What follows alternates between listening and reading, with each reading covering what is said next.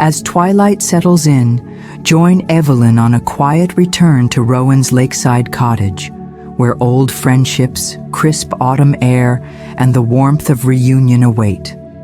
Let the gentle sounds of gravel roads, rustling leaves, and golden sunsets ease you into peaceful rest. Get comfortable, breathe deeply, and let the story carry you home. The last curve of the gravel road unfurled between birches, already shedding flecks of yellow. Evelyn slowed the car to a gentle crawl, tires crackling over loose stones. The trees parted like a curtain, and there it was. Rowan's lakeside cottage, just as she remembered it from all those years ago. Modest and gray-shingled beneath a canopy of red maples and white pines, it crouched close to the water, its window panes catching the low amber light of late afternoon.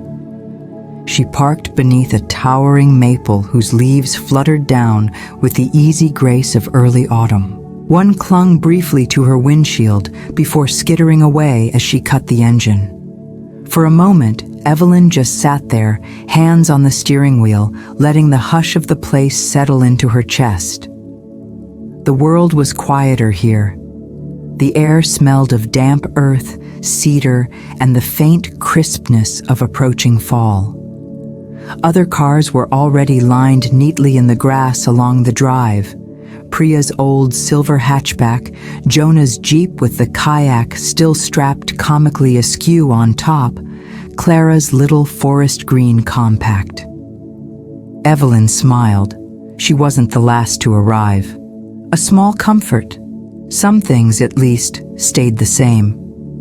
She grabbed her overnight bag and a tote of supplies. Blankets, her infamous maple pecan cookies, and a bottle of spiced cider she'd picked up at the farm stand near her apartment. As her boots crunched over the gravel, a breeze combed through her hair, bringing with it the scent of the lake. It had been more than a year since they'd all gathered. Life, with its deadlines, its distance, had pulled them in separate directions. But somehow, Rowan had persuaded them all back for one night at the edge of summer and autumn, just as they had done 100 times before. Maybe not in recent years, but once. The house was quiet, though she could hear something, laughter, voices, carrying from the direction of the dock. Evelyn paused at the garden's edge, where a narrow flagstone path meandered through beds of sage and black-eyed Susans. Lanterns, glass jars strung with copper wire, sat unlit along the stones, waiting for dusk. She followed the path slowly, letting her feet find the familiar rhythm. Rowan had always insisted on these stepping stones instead of paving the way fully. Paths should feel like invitations, not instructions, he used to say.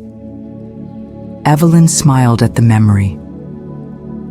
Rounding the hydrangea bush at the corner of the house, she caught her first sight of the lake. The water was a sheet of molten gold, reflecting the sinking sun. A broad picnic blanket was spread over the grass near the dock, heavy with the weight of baskets, cushions, and a few scattered books. Rowan stood nearby, sleeves rolled to his elbows, securing a line of tiny paper lanterns between two birches. Mateo was arranging something at a rustic wooden table. Plates, it looked like, stacked precariously beside a large ceramic dish covered by a cloth. Priya and Jonah were in a mild debate about whether the kayaks should be declared off-limits tonight or included in the evening's adventures. And Clara, her auburn hair catching the sun, tuned a small travel guitar, brow furrowed in concentration. It could have been a scene from 10 years ago, or 20. Evelyn's heart squeezed in that odd, bittersweet way that reunions often prompted, equal parts warmth and the ache of time passing. Before she could call out, Mateo looked up. There's the last piece of the puzzle. Rowan turned. Evelyn, you made it. In a blur of motion, they converged. Arms wrapped around her, the smell of Rowan's cedar soap and Priya's wildflower perfume filling the space between them. Jonah lifted her tote with mock ceremony. You brought sustenance, he declared, peeking inside. I see cookies, you may stay. Generous, Evelyn laughed. The greetings folded into one another, the kind of messy, overlapping welcomes that happened only with old friends. Mateo offered her a slice of pear he was prepping for a salad. Clara asked if she still made those spiced lattes that had once saved them all during finals week. Evelyn promised she'd brought the mix. As the conversation flowed around her, Evelyn felt herself ease back into the familiar current of their friendship. It was seamless, as though the gaps between visits didn't matter. Like the lake itself, sometimes choppy, sometimes still, always waiting to reflect them back to themselves. Put your things inside whenever you like, Rowan told her, gesturing toward the cottage. But for now, come sit. Evelyn followed him to the picnic blanket, its corners pinned down with driftwood. The fabric was an old quilt, patterned with faded blues and greens. She settled into the circle, tucking her skirt beneath her knees. Mateo uncorked the cider and began pouring it into mismatched glasses. To the season, Priya said, raising hers. And to returning, added Jonah. They clinked glasses gently, the sound delicate against the hum of cicadas. The cider was crisp, with just enough sweetness to remind Evelyn of farm markets and orchard stands.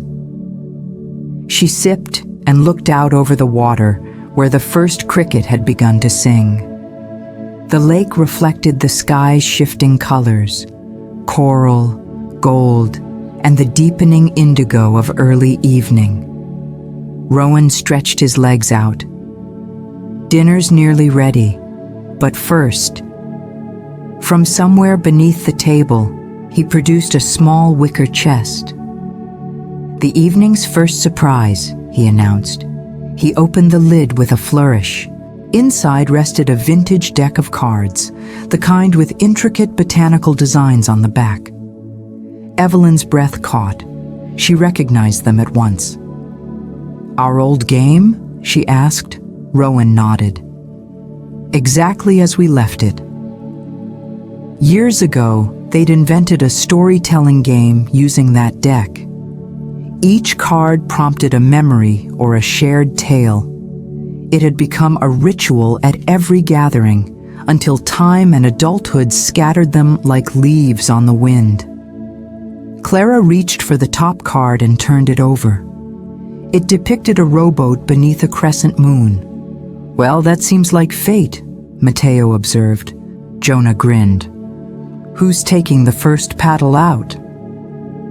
Before anyone could answer, the wind shifted slightly, stirring the lantern strings. The sun dipped lower, setting fire to the treetops. Evelyn felt a gentle anticipation rise within her. The evening was unfolding in quiet, perfect steps, familiar, yet full of promise. I'll go, she offered, but I'll need a co-captain. Mateo was already standing, offering a mock bow. Your humble oarsman, at your service. Laughter rippled through the group. Jonah fetched the life vests while Priya began lighting the lanterns strung along the dock. As Evelyn stood, she glanced back once at the blanket, at her friends. Their faces were gilded by the last light of day, eyes bright, smiles easy. The world beyond this lakeshore, the deadlines, the distances, felt miles and years away. Her boots thudded softly against the wood planks as she and Mateo approached the rowboat. The lake stretched out before them, vast and calm, waiting. As the boat gently rocked beneath her, Evelyn took her seat and glanced toward the shore. The lanterns were glowing now. Tiny golden halos swayed with the breeze, casting dancing reflections on the water. Jonah gave them a dramatic push off the dock. The oars dipped into the mirrored surface with a soft, steady rhythm. The world narrowed to water, sky, and the quiet strength of Mateo's rowing. Evelyn exhaled, the weight of the year slipping from her shoulders. Behind them, the voices of their friends faded into the rustle of leaves. Ahead, the lake opened into deepening twilight. The boat glided smoothly, its hull slicing through water as silky as glass. Evelyn trailed her fingers alongside the vessel, feeling the coolness ripple across her skin.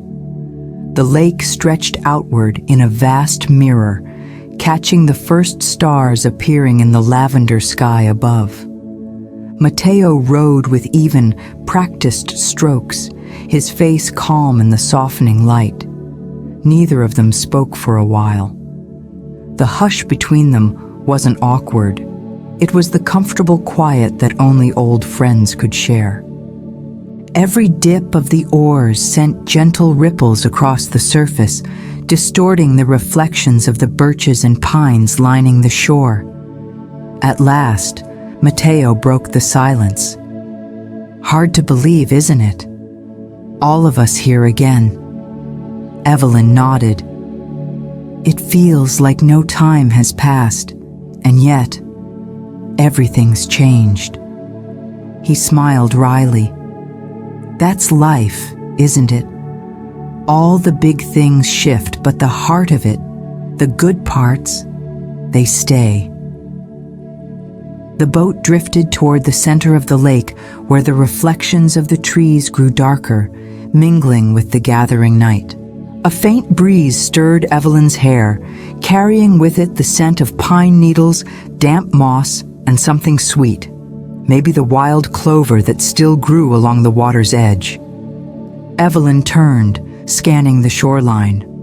The lanterns Priya had lit along the dock now glimmered like fireflies. More lanterns were appearing around the picnic blanket. She spotted Jonah walking along the path, holding a long lighter aloft, methodically igniting each glass jar lantern Rowan had strung earlier. The glow was soft, golden, and inviting. Like the house itself, the lights had no pretension. They weren't for show, they were for warmth. Rowan emerged from the cottage carrying what looked like a large ceramic pot. Clara followed close behind, balancing a stack of napkins and utensils. Priya rolled out a second blanket near the first, tossing down a few extra cushions. The scene was gathering shape. Their gathering was beginning in earnest now. Mateo rested the oars and let the boat drift. "Ready to head back?" he asked, though Evelyn could see he was in no hurry. "Yes," she said softly. "Let's go back." As Mateo guided them around, the boat's gentle wake curled outward, fracturing the lake's perfect reflection into waves that caught the lantern light and scattered it like a broken constellation. By the time they reached the dock again, twilight had fully arrived. Jonah stepped forward to catch the rope Mateo tossed up, securing them with the familiar knot they'd all learned at a summer camp long ago. "Your timing's perfect," Jonah said. "Dinner's almost ready, and the cider's flowing." Evelyn stepped out carefully, feeling the cool, worn wood of the dock beneath her boots. She offered Mateo a hand, even though he didn't really need it. He took it with a grin anyway. The two of them climbed back up toward the gathering. As they approached, Evelyn was struck by the simple beauty of the scene. The long wooden table, weathered but sturdy, stood at the center of the blankets. On it rested a collection of mismatched plates, linen napkins, a large salad bursting with late summer produce, and the ceramic pot Rowan had carried, an aromatic stew that smelled like rosemary, tomatoes, and garlic. A small platter of cheeses and fresh pears sat beside a basket of rustic bread. Candles in squat mason jars flickered in between the dishes, their flames protected from the breeze. Around the table, the others were settling into places. Clara had placed her guitar gently to one side and was now pouring cider into fresh glasses. Jonah balanced 2 large serving spoons. Priya had already pulled off her hiking boots and tucked her legs beneath her on a cushion. As Evelyn and Matteo arrived, Rowan gestured expansively. "And now we are complete." Evelyn set her cider bottle down with the others and lowered herself onto a cushion. As she did, she took a moment to absorb the faces around her. Rowan, still the quiet anchor of the group, with thoughtful eyes and a quick, dry wit that hadn't dulled over time. Matteo, ever the cook, his hands as capable with herbs and spices as they had once been tying knots or building forts in the woods. Priya, the wanderer, whose adventures always added fresh color to their conversations, whether she was returning from Patagonia or a spontaneous weekend hiking the Blue Ridge Mountains. Jonah, the storyteller, whose memory seemed boundless and whose voice could turn even a mundane grocery store trip into a captivating tale. And Clara, whose music had once scored every summer night of their youth and whose songs still had the power to quiet a crowd or spark a dance. Evelyn felt her chest swell with quiet gratitude. "So," Rowan said, raising his glass, "to those who came, and to those who always come back." They all lifted their cider. "To returning," Evelyn added, repeating the toast from earlier. The glasses clinked gently. The meal unfolded in an easy rhythm. They served one another without ceremony, passing the bread, ladling stew, sharing bites of pear and cheese. Conversation meandered from small updates, work, travels, hobbies, to deeper currents. Priya recounted her latest solo trek along a portion of the Continental Divide Trail. 3 days without seeing a single person, she said, shaking her head in wonder. Just sky, trees, and the sound of my own breathing. Jonah teased, "Sounds like heaven or a horror film depending on your personality." "Definitely heaven," Priya affirmed. Matteo described his recent venture into community gardening. "Turns out I'm very good at tomatoes, less so at carrots. They staged a full rebellion." Laughter rippled around the circle. Clara shared that she'd finally started offering private guitar lessons and composing again. "It's not glamorous, but it's mine," she said with a shy smile. Rowan listened to them all, a contented light in his eyes. "This," he said softly, "is exactly what I hoped for." As dusk deepened into full night, the lanterns glowed brighter against the encroaching darkness. Crickets sang their rhythmic chorus. Somewhere across the lake, a loon called, its haunting voice threading through the stillness. Evelyn leaned back on her elbows, savoring the blend of good food, familiar voices, and the cooling air against her skin. She watched as Rowan retrieved a small tin box from beneath the table and opened it, revealing a bundle of taper candles. "These are for later," he said, "but the night's young yet." Clara plucked at the strings of her guitar, forming a gentle chord that seemed to hum in harmony with the sounds of the night. Evelyn's gaze drifted upward. Between the branches of the tall pines, stars multiplied by the minute. She spotted the first trace of the Big Dipper stretching its arc across the sky. Jonah noticed her looking. Same stars as always, he murmured. But somehow they feel different every year. They remind me of the rowboat game, Evelyn replied. Priya grinned.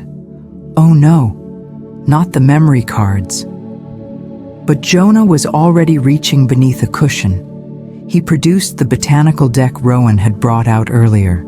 It's tradition. Agreed, Matteo said. Let's not break it now. Rowan nodded toward the deck. Jonah, since you found it, you draw. Jonah turned over the top card with a magician's flourish. The image showed a lantern held high, lighting a darkened trail. Well, he said with a smile, looks like the past is lighting the way forward. As if on cue, a cool breeze stirred the edges of the blankets and made the lantern flames flicker. Clara struck another gentle chord, letting it linger. We'll tell our stories, Rowan said softly. But first, one more row before it's fully dark. He glanced at Matteo and Evelyn. You've already gone once? Who's next? Without hesitation, Jonah and Priya both raised their hands. We'll go, Priya said. I want to see the lake at nightfall. Jonah added, and someone has to make sure Priya doesn't try to paddle all the way to Canada. The group laughed. Clara handed Jonah the lantern from the table's center. For your bow. They rose and made their way toward the dock. The lantern in Jonah's hand swayed with his steps, casting long shadows across the grass. As Evelyn watched them go, she felt the first real hush of night descend. The air had cooled, the stars had multiplied, the lake had turned to black silk under the moon's gentle glow. Beside her, Rowan refilled her cider glass and murmured, It's shaping up to be one of those nights, isn't it? Evelyn nodded. One to remember. The lantern light swayed gently in Jonah's hand as he and Priya made their way down the dock. Their shadows stretched long and rippled over the planks. The rest of the group gathered loosely at the shoreline, voices softening, as if instinctively matching the lake's deepening hush. Jonah set the lantern in the bow of the old wooden rowboat. The glow settled into the curved hull, throwing warm light across the pale oars. Priya slipped off her sandals and stepped carefully inside, settling onto the forward seat with her knees drawn up, arms wrapped around them. Jonah climbed in after her, untying the mooring rope with fingers that had once made quick work of such knots during long childhood summers. He gave a light push, and the boat eased away from the dock. Matteo stood at the edge and saluted with 2 fingers. Don't capsize, Jonah replied without turning. Not unless Priya's steering. Laughter rippled behind them, but soon the voices became indistinct, wrapped in the soft rustling of leaves and the lapping of water against the boat's sides. The world of the shore receded. Jonah dipped the oars into the lake, pulling smoothly. The surface was black silk now, reflecting the deep violet sky. Each pull sent rings outward that fractured the moon's reflection into trembling silver ribbons. The boat moved steadily away, carrying them toward the lake's center where no lantern light reached. Priya leaned her chin on her knees. It's quieter than I remember. Quieter than anywhere, Jonah agreed. Beyond the rhythmic creak of the oars and the occasional splash, there was only the chorus of late summer insects. Even the loons had fallen silent, their calls surrendered to the stillness of night. The stars were coming into full bloom above them. They multiplied in thousands, swarming the dark with ancient light. Directly overhead, the Big Dipper tilted westward, its broad bowl seemingly ready to pour starlight across the water. Do you remember when we used to try counting them? Priya asked. Jonah chuckled, keeping his strokes even. We thought we'd find the exact number of stars by the time we were adults. I think we settled at 872. And we stopped counting once you spotted a bat overhead and decided it was an omen of mystery. Priya smiled into the darkness. I was dramatic. You still are. I like to think it's matured into a sense of adventure. Jonah glanced at her fondly. That it has. They glided past the tree-lined coves where, as teenagers, they'd paddled inflatable rafts, built makeshift forts, and dared each other to swim after dark. The trees had grown thicker since then, leaning protectively toward the water, their silhouettes jagged against the indigo horizon. The boat slowed as Jonah rested the oars across his knees. They drifted gently now, the lantern's glow turning amber against the deepening night. For a moment, neither spoke. Priya drew in a slow breath, exhaling it into the cool air. I used to imagine we'd always come back to this lake, no matter where we ended up. Jonah nodded. Me too. I was afraid we wouldn't.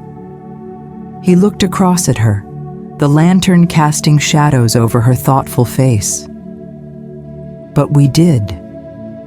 She smiled then, a soft upward curve full of memory and relief. We did. A sudden gust stirred the surface, sending little waves slapping gently at the hull. From across the water came the scent of wood smoke. The others must have started the fire pit. Warmth and laughter beckoned faintly from shore, threading its way across the distance. Priya tipped her head back. There's Cassiopeia. She pointed to the scattered W of bright stars. Queen of the sky, Jonah murmured. And there, she continued, Deneb. That's the tail of Cygnus, the swan. Jonah followed her gaze. The swan's outstretched wings spanned the sky, graceful even as a cluster of burning gas and dust. Its beak pointed southward, tracing the direction the seasons would soon pull them. Summer to autumn, youth to whatever came next. They sat in reverent quiet. A meteor streaked suddenly across the sky, a thin white line that flared and vanished. Priya gasped. Did you see? I did. Quick, make a wish. Jonah closed his eyes and without hesitation whispered, May we always find our way back. Priya nodded solemnly. That's mine too. A loon's call rose once more, lower now, almost like a lullaby. It rippled across the water, urging them homeward. Jonah gathered the oars again. The lantern in the bow wobbled slightly as the boat shifted. I guess we should head back before they eat all the dessert. Priya grinned. Yes, especially if Matteo brought anything involving dark chocolate. Jonah began rowing.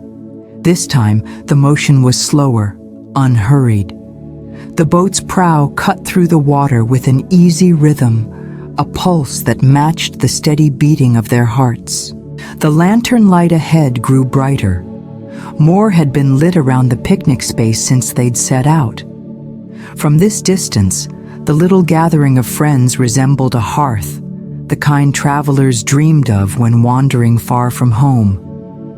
The shoreline gathered clarity. She could see Evelyn and Matteo leaning toward each other, deep in conversation. Rowan knelt by the fire pit, coaxing the flames. Clara strummed her guitar softly, the sound drifting faintly over the water. As they approached, Jonah let the oars trail in the water, allowing the boat to coast the final stretch. At the dock, Matteo appeared again, reaching out to steady them. How was the night voyage? He asked. Enlightening, Priya replied, stepping gracefully onto the planks. She offered Jonah a hand.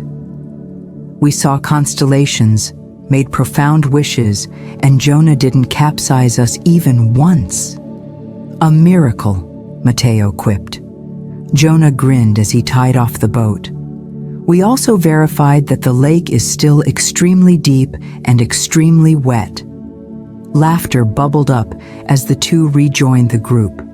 The fire crackled in welcome, casting flickering light over the faces gathered around it. Evelyn stood, brushing pine needles from her skirt. Perfect timing. We were just deciding which of the desserts to start with. Matteo lifted a covered dish with a conspiratorial grin. Dark chocolate tart with sea salt and caramel. Priya's wish came true.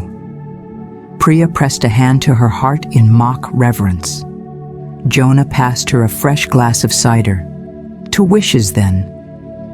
The circle tightened as the night deepened.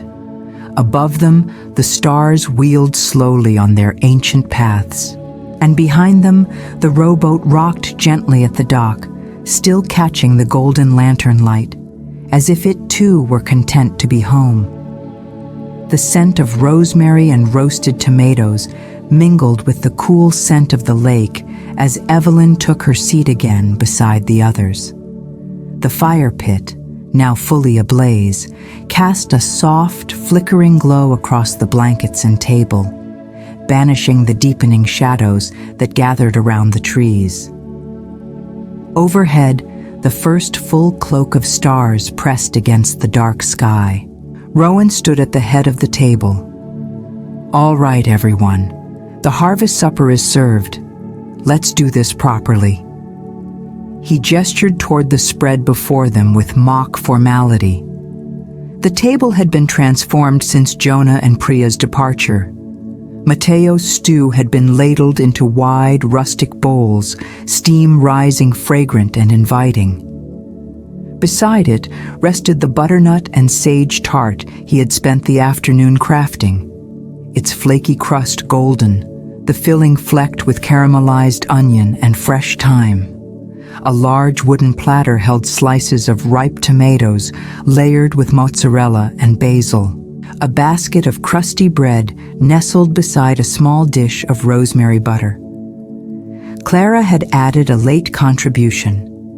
Grilled peaches and plums, glistening with honey and a touch of cracked black pepper.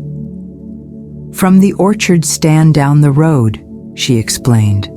I couldn't resist. As everyone gathered their plates and began to serve themselves, the mood shifted into a warm, easy rhythm. Jonah helped Priya scoop stew into her bowl. Evelyn passed the bread basket to Matteo. Clara refilled the cider glasses with a practiced hand. The conversation picked up where it had left off, flowing like a gentle current. Priya told of a recent hiking trip through the Rockies. There's this place called Ice Lake Basin. You climb for hours, and then suddenly there's this turquoise water that looks unreal, like it's been painted. Jonah shook his head. And this was recreational? For some of us, yes. Rowan leaned in. That sounds incredible. And exhausting. It was both, Priya admitted, laughing. Matteo wiped his hands on a linen napkin and spoke next. I finally started my community garden project. You've been talking about that for years, Evelyn said, smiling. I know. Took forever to find the right space. But now? Tomatoes taller than I am. Carrots, however. He grimaced. Let's just say they remain elusive. Jonah raised his glass. To stubborn carrots and the gardeners who love them. They drank, the clinking of glass mingling with the soft, steady cricket song. Clara chimed in. I've been teaching again. Private lessons mostly. Beginners. But one of my students composed her first song last week. It was only 4 chords, but she was so proud. Passing the torch, Rowan said. Clara nodded. It felt right. The simple act of sharing, updates, triumphs, even the small frustrations created a sense of continuity.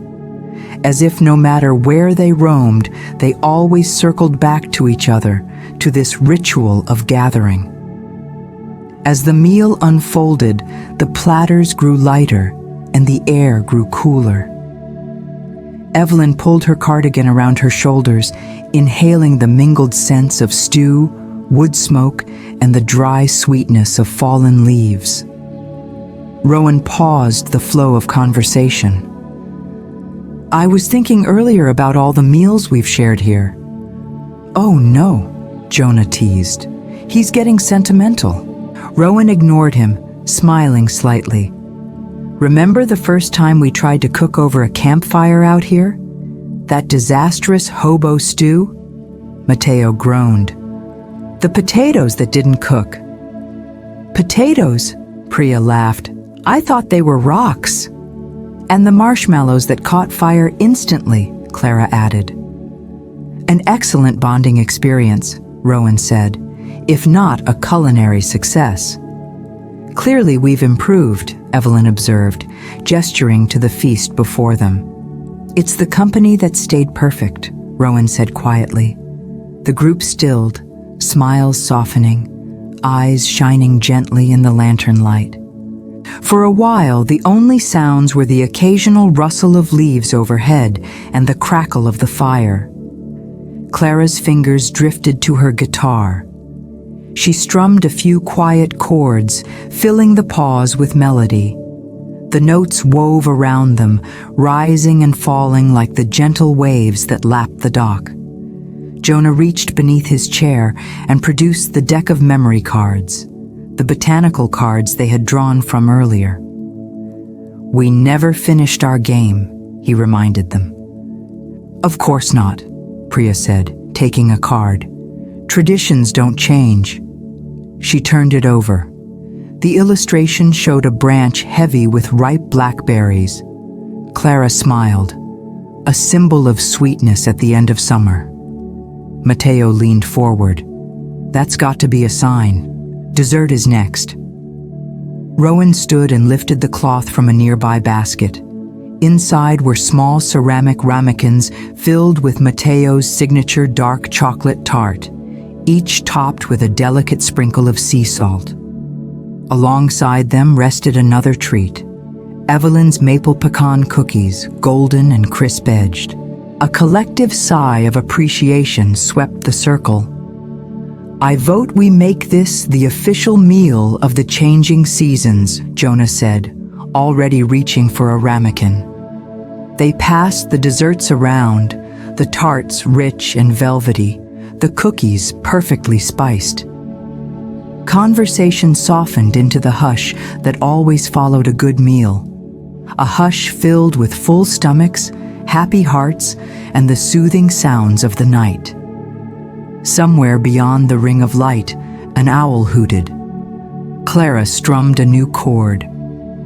"If I wrote a song about tonight, it would have to be a waltz, slow, steady, with just a hint of melancholy."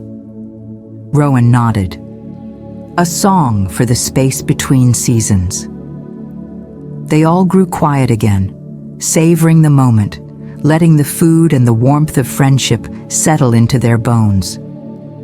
Then Rowan stood and brushed crumbs from his hands. "Before we get too comfortable," he said, "I have one more surprise."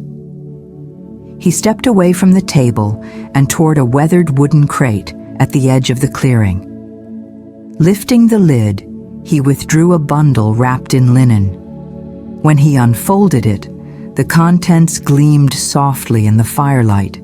Taper candles, 6 of them, tall, slender, and cream-colored. "I thought we might set our own little lights tonight," Rowan explained. "Like beacons, one for each of us. A small ritual to mark our reunion." Clara smiled. "I love that idea." Rowan handed out the candles, and the group rose from their seats. Jonah fetched the long lighter from the picnic table. "Shall we?" One by one, they held their candles to the fire pit's flames. The wicks flared softly, casting a warm glow over their faces. The light danced in their eyes, mirrored by the water beyond. The candles became small stars gathered close, defying the vast night sky above. "Here's to more seasons," Rowan said softly, "and to always finding our way back." The friends stood together in a loose circle, candles steady in their hands as the stars wheeled overhead. The fire crackled low. The lake whispered along the shore. Evelyn glanced at the rowboat still tethered at the dock, its lantern now flickering gently. She thought of the wishes made earlier, of constellations and memories and the pull of home. The candle's light glowed against the darkness, a quiet promise. And somewhere high above, another meteor streaked across the sky as if affirming it. The candles burned steadily in their holders, small flames resisting the gentle lake breeze. Around the clearing, their golden light mingled with the lanterns, softening the edges of the night. The circle of friends stood close, their faces warm with firelight and the quiet weight of shared memory. But soon the hush was broken by Matteo, who clapped his hands lightly. "As lovely as this is," he declared, "it's not a real harvest meal without dessert, and tonight's dessert comes in multiples." From beneath the picnic table, he produced a deep wicker basket covered in a linen cloth. With a flourish, he lifted the cloth to reveal 2 trays piled high with miniature pies, their crimped crusts shining beneath a light sugar glaze. "Apple," he announced, pointing to the tray on the left, "and blueberry." He paused dramatically. "With cinnamon, of course." A collective murmur of approval rippled through the group. Clara pressed a hand to her chest. "Be still, my heart." Jonah stepped forward, eyeing the pies. "These look almost too perfect to eat." Priya leaned over the basket, inhaling deeply. "Almost," Matteo grinned. "I say we don't let perfection go to waste." Without further ceremony, they each took a pie, or in Clara's case, one of each. She made no apologies. "The seasons are overlapping," she insisted. "Summer deserves a blueberry send-off, and autumn demands apple." The first bites were met with satisfied sighs. The apple pies offered a comforting blend of cinnamon, nutmeg, and just a hint of clove. The apples tender, but not too soft. The blueberry pies burst with late summer sweetness, the fruit tucked beneath golden, flaky pastry that melted on the tongue. As they ate, the fire crackled, sending up occasional sparks that danced briefly in the cool night air before fading into the darkness. Evelyn closed her eyes after her first bite of apple pie, letting the familiar flavors anchor her. The taste was a bridge between seasons, a reminder of how time moved in circles, not lines, and how returning to this place always felt like stepping into both the past and the present at once. Jonah, having devoured his blueberry pie in record time, looked around expectantly.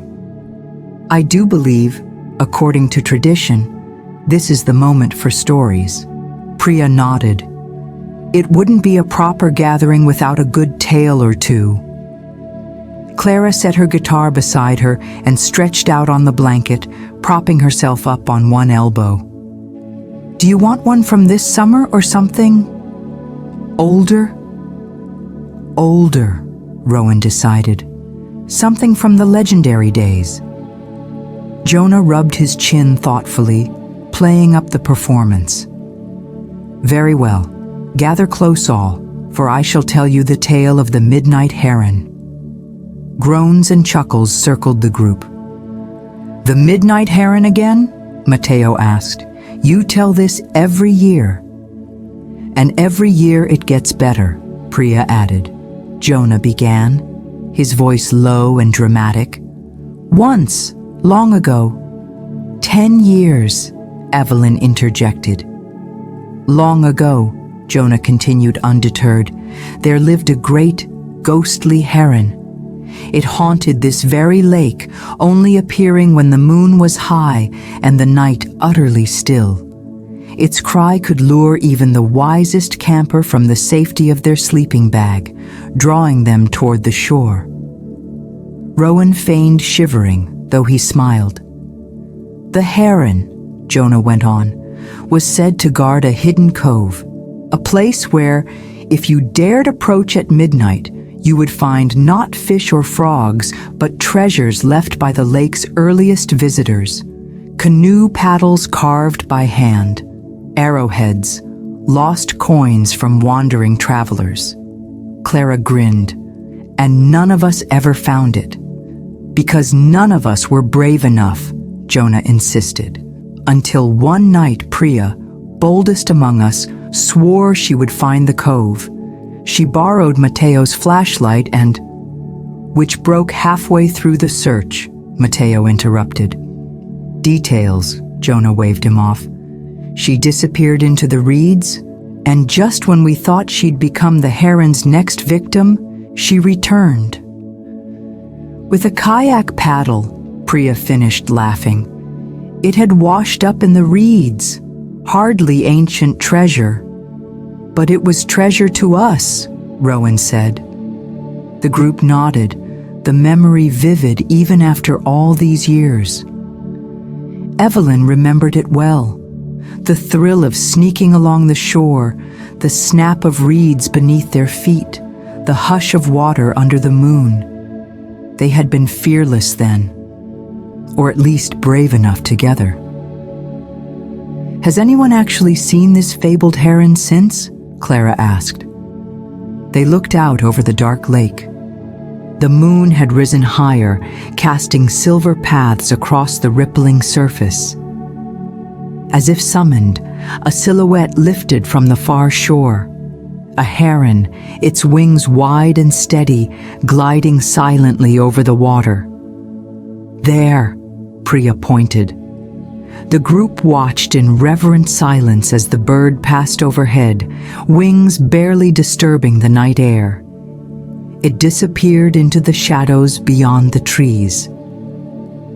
Well, Jonah said softly, there's your sign.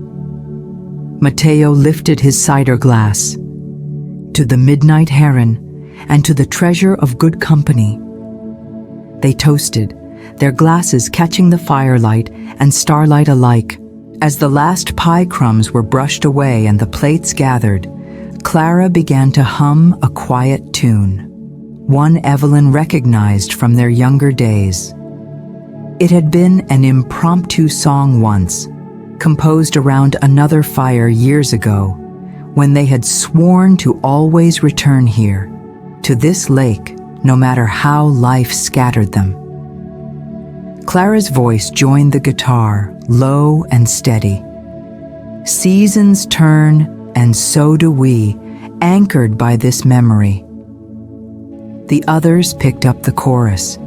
Even Mateo, who rarely sang, joined in. Their voices mingled with the crackle of the fire and the whisper of the lake, forming a harmony both imperfect and true.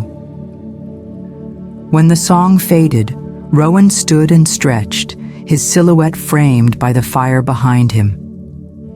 All right, he said. We've sung. We've eaten enough to last a week. Time for the next tradition. He nodded toward the fire pit, where Priya was already gathering long skewers and a basket filled with marshmallows, chocolate squares, and graham crackers. S'mores? Jonah guessed. S'mores, Rowan confirmed. But this year, no burnt marshmallows. That's the challenge. Mateo looked skeptical. Easier said than done. Priya passed the skewers around with a mock-serious expression. Failure will not be tolerated. As they moved closer to the fire, Evelyn felt the night settle deeper into her bones, not as coldness, but as a quiet, comforting weight. the kind that came when you knew you were exactly where you were meant to be. The fire flared as Rowan added another log, the flames sending a spray of sparks upward. They rose toward the moonlit sky before vanishing into the darkness like tiny, fleeting wishes. Evelyn closed her eyes for a moment and made another wish, silent and sure, that no matter how far they traveled, they would always circle back. The fire blazed higher as the group gathered around, their marshmallow skewers at the ready. The flames sent shifting shadows across their faces, the lanterns casting soft halos that flickered gently with the night breeze. Mateo crouched at the edge of the fire pit, carefully rotating his marshmallow over a bed of glowing embers. "This," he declared, "is a test of patience and skill. Not everyone is worthy." "Or," Jonah said dryly, "you just need dumb luck." Clara giggled, holding her skewer steady. "I'm aiming for golden brown perfection." Priya already had 2 marshmallows hovering dangerously close to the flames. "I like mine charred. It's a personal choice." "You would," Mateo teased. Evelyn watched the scene unfold with a quiet smile, feeling the years melt away. How many nights had they done this as kids? Always promising themselves they'd get the perfect toast, and usually ending with at least one marshmallow on fire or dropped into the ashes. Rowan handed out graham crackers and chocolate squares, his expression mock stern. "Behold the assembly station. Use it wisely." The fire popped and cracked, sending a brief shower of sparks skyward. They floated briefly like tiny golden fireflies before disappearing into the night. Jonah, triumphant, withdrew his marshmallow from the flames, a flawless, pale golden sphere. "Behold," he announced, holding it aloft like a trophy. "Perfection." But as he tried to slide it onto the graham cracker, it slipped free and dropped into the dirt. A collective gasp. "Tragedy," Priya intoned. "You flew too close to the sun," Mateo added solemnly. Jonah sighed. "So much for dumb luck." Everyone chuckled as he skewered a replacement marshmallow. Evelyn took her time, carefully turning her own marshmallow until it reached the same delicate color as Jonah's ill-fated attempt. She assembled her s'more slowly, pressing the chocolate into the warm marshmallow and sandwiching it between 2 crisp graham crackers. The first bite was heaven. The chocolate softened just enough, the marshmallow sweet and sticky. She closed her eyes and savored the familiar taste. "It's still the perfect dessert," she declared. "Agreed," Rowan said. "Simple, messy, and worth the wait." They ate in companionable silence for a few minutes, the only sounds the occasional snap of a marshmallow falling into the fire and the steady chorus of crickets and frogs around them. The lake whispered gently against the shore, and above, the stars blazed ever brighter. Clara brushed crumbs from her lap and reached for her guitar. "Now," she said, "before anyone gets too sleepy." Jonah held up a hand. "Too late." Clara grinned. "A story, then a song." She strummed a gentle chord, letting the note linger in the cool night air. "This one," she continued, "was inspired by the time we tried to build a raft out of fallen branches and rope." Rowan groaned. "Oh no." Priya laughed. "The great raft disaster." Clara's fingers moved deftly across the strings, weaving a melody that was equal parts playful and wistful. "In the days of reckless summers, we gathered dreams and twine, a raft of hope and laughter set sail before its time." The others joined in softly on the chorus, voices blending with the guitar's gentle rhythm. It sank with a splash and a story, but we'd already learned to swim. For sometimes the joy's in the trying, not just the reaching of the rim. Evelyn felt the lyrics settle deep in her chest. It wasn't just a song about a failed raft. It was a song about every plan they'd ever made that hadn't quite worked out, but had still brought them closer together. Clara let the final chord fade into the darkness. Dedicated to the SS Hopeless. May she rest in pieces, Mateo added solemnly. Laughter rippled through the group, easy and warm. Jonah leaned back, stretching his legs toward the fire. "All right, story time," he paused dramatically. "Who remembers the night we thought the lake had a sea monster?" Rowan groaned. "Oh no, not this again," Priya grinned. "I do. It was my fault." "It was a snapping turtle," Clara pointed out. Jonah shook his head. "That's what logic says, but what really happened?" And so the story unraveled. A moonlit swim interrupted by a mysterious ripple, a shadow beneath the water, and the frantic scramble back to shore. At the time, they'd been certain it was something enormous and ancient lurking beneath the surface. It had taken Mateo's patient explanation and a flashlight beam to reveal the truth: a very grumpy, very large snapping turtle. And the legend of the lake monster was born, Jonah concluded grandly. A tale we can now pass down to future generations. "If any of us ever have kids," Priya joked. They chuckled, but the joke held a small truth that settled into the quiet that followed. None of them had married yet. None had children. Their paths had twisted in unexpected ways, careers pulling them across cities and continents. And yet, here they were, still together. Evelyn felt a deep, swelling gratitude that they had chosen, consciously or not, to keep returning. Rowan, sensing the thoughtful mood, reached for the memory cards deck again. He turned over a card. The image showed a path winding into a forest, edged by blooming goldenrod. "A journey," he read aloud. "Fitting." Priya leaned in. "What journey will we tell tonight?" Jonah gestured toward Evelyn. "Your turn. Pick one." Evelyn considered for a moment, then spoke. "Let's tell the story of this night." Clara smiled.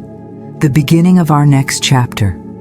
One by one, they shared small reflections, not just funny memories, but also hopes. Priya's wish to see more of the world before planting roots.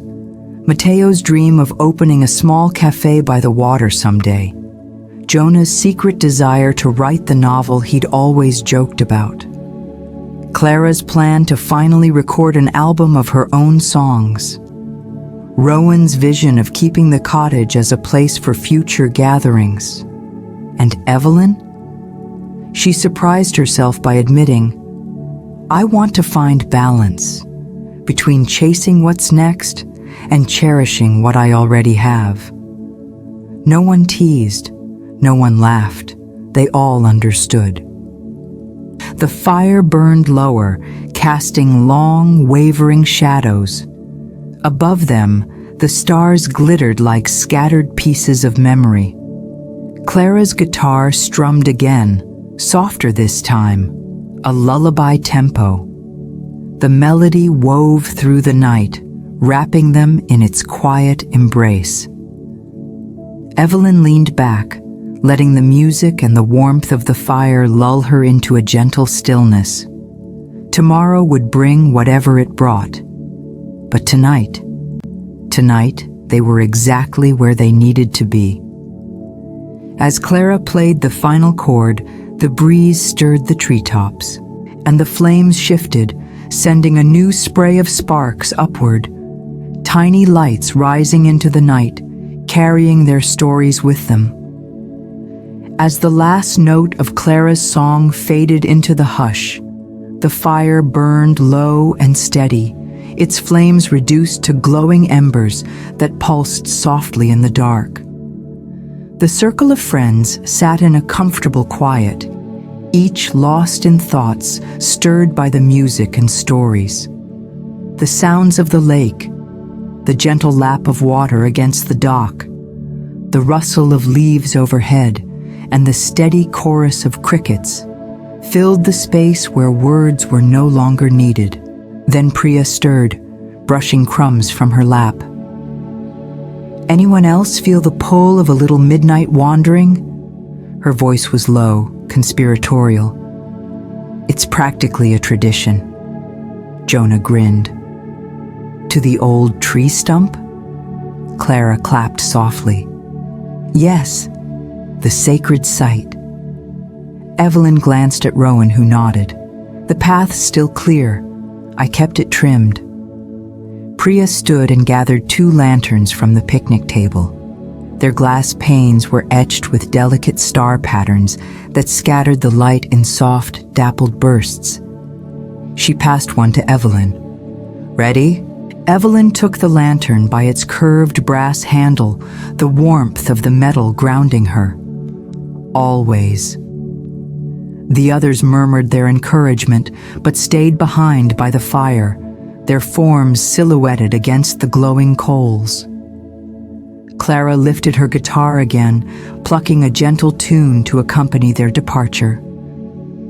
Evelyn and Priya stepped away from the light's embrace, the lanterns swaying in their hands. The world beyond the clearing was deeper, cooler, and hushed beneath the night sky. The trees formed tall, shadowy columns, their leaves whispering secrets overhead. The familiar path curved gently upward into the woods. Once a well-trodden trail in their youth, it had grown over in places, but Rowan's care had kept it passable. The earth beneath their boots was soft with fallen leaves, and here and there, roots crossed the trail like sleeping serpents. Their lanterns cast overlapping circles of light that danced ahead of them. Occasionally, a moth or a night flyer flitted through the beams, wings catching gold before disappearing into darkness. "I still remember the first time we came out here at night," Priya said as they walked. "We were what, 12? 13, Evelyn corrected. "Jonah dared us. Said only the brave could walk to the stump after dark." "We were terrified," Priya laughed softly, "and exhilarated." They passed the old birch Rowan had once called the Sentinel. Its bark peeled in pale curls, silvered in the moonlight that slanted down between the branches. Beyond it, the path narrowed before opening into a small clearing. At its center stood the broad, weathered stump. Time had eaten away at the outer edges, and moss crept up its sides like green lace. But it remained solid, a steadfast monument to the countless memories it held. Evelyn's breath caught slightly as they approached. She lowered her lantern onto the grass and brushed her palm across the stump's surface, feeling its cool roughness beneath her fingers. And there they were, the initials, 6 sets, carved with youthful enthusiasm so many summers ago. EP for Evelyn Parker, PS for Priya Shah. The others, MRJCCBRT. "I'm amazed they're still legible," Evelyn whispered. "Rowan comes up here every year," Priya said. "He told me once. Sands the moss back, cleans the grooves." The thought made Evelyn's throat tighten. She imagined Rowan, alone, kneeling at the stump, preserving this small testament to their enduring bond. Priya sat down on the stump, patting the space beside her. Evelyn joined, settling so they were back to back, their shoulders pressed together in quiet solidarity. The moon hung high now, nearly full, its silver light streaming through the clearing. Around them, the woods stretched out like a living cathedral, tall, dark, and reverent. A cool breeze stirred the leaves. Somewhere deeper in the forest, an owl hooted. The sound was rich and hollow, resonating through the night. Priya tilted her head back, eyes closed. It's strange how coming here resets everything. The worries, the distance, even time. Evelyn nodded. Like the rest of the world pauses for a little while.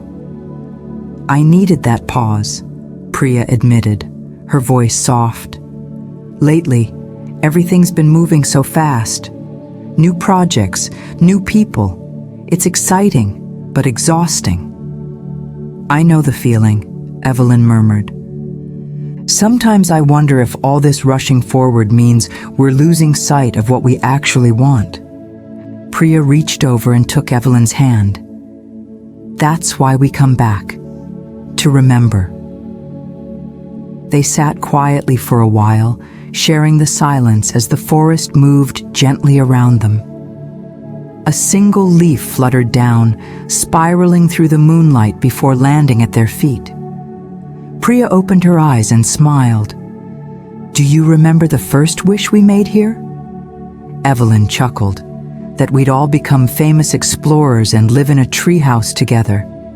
And write novels, Priya added. We had ambitious plans. Some of those dreams changed, Evelyn said. But some, maybe they just took different shapes. Priya squeezed her hand. Exactly. They both looked skyward. Above the canopy, the Big Dipper arched boldly. Deneb shimmered nearby, marking the tail of the swan-shaped Cygnus. Somewhere along that river of stars, the same ancient light that had once watched over their younger selves still shone down. A shooting star traced a brief silver line across the black. Another wish, Priya whispered. Evelyn closed her eyes. May we always find our way back. A rustle of leaves signaled the arrival of another figure. Rowan stepped quietly into the clearing, holding his own lantern low to the ground. I thought you two might be up here, he said, voice gentle. I didn't want to intrude, but it's almost time. Priya smiled. For what? The meteor shower, Rowan replied. We can see it better from the dock. Evelyn stood, brushing off her skirt. Perfect timing. They gathered their lanterns and, with Rowan leading, made their way back along the path. The forest felt less shadowed now, the night less heavy. The air was cooler, scented with damp earth and the faint sweetness of decaying leaves. As they emerged from the trees, the glow of the fire greeted them. The others were already gathered at the end of the dock, bundled in blankets and reclining against pillows. Mateo waved them over. You made it just in time, Jonah called softly. Clara added, the first meteors are starting. Evelyn, Priya, and Rowan joined them, laying their blankets down and settling onto the dock's weathered boards. The lake stretched out before them, black and vast, perfectly still beneath the silvered sky. And then, as if on cue, a meteor blazed across the heavens, its white tail streaking above the water. The group watched in breathless awe. No one spoke.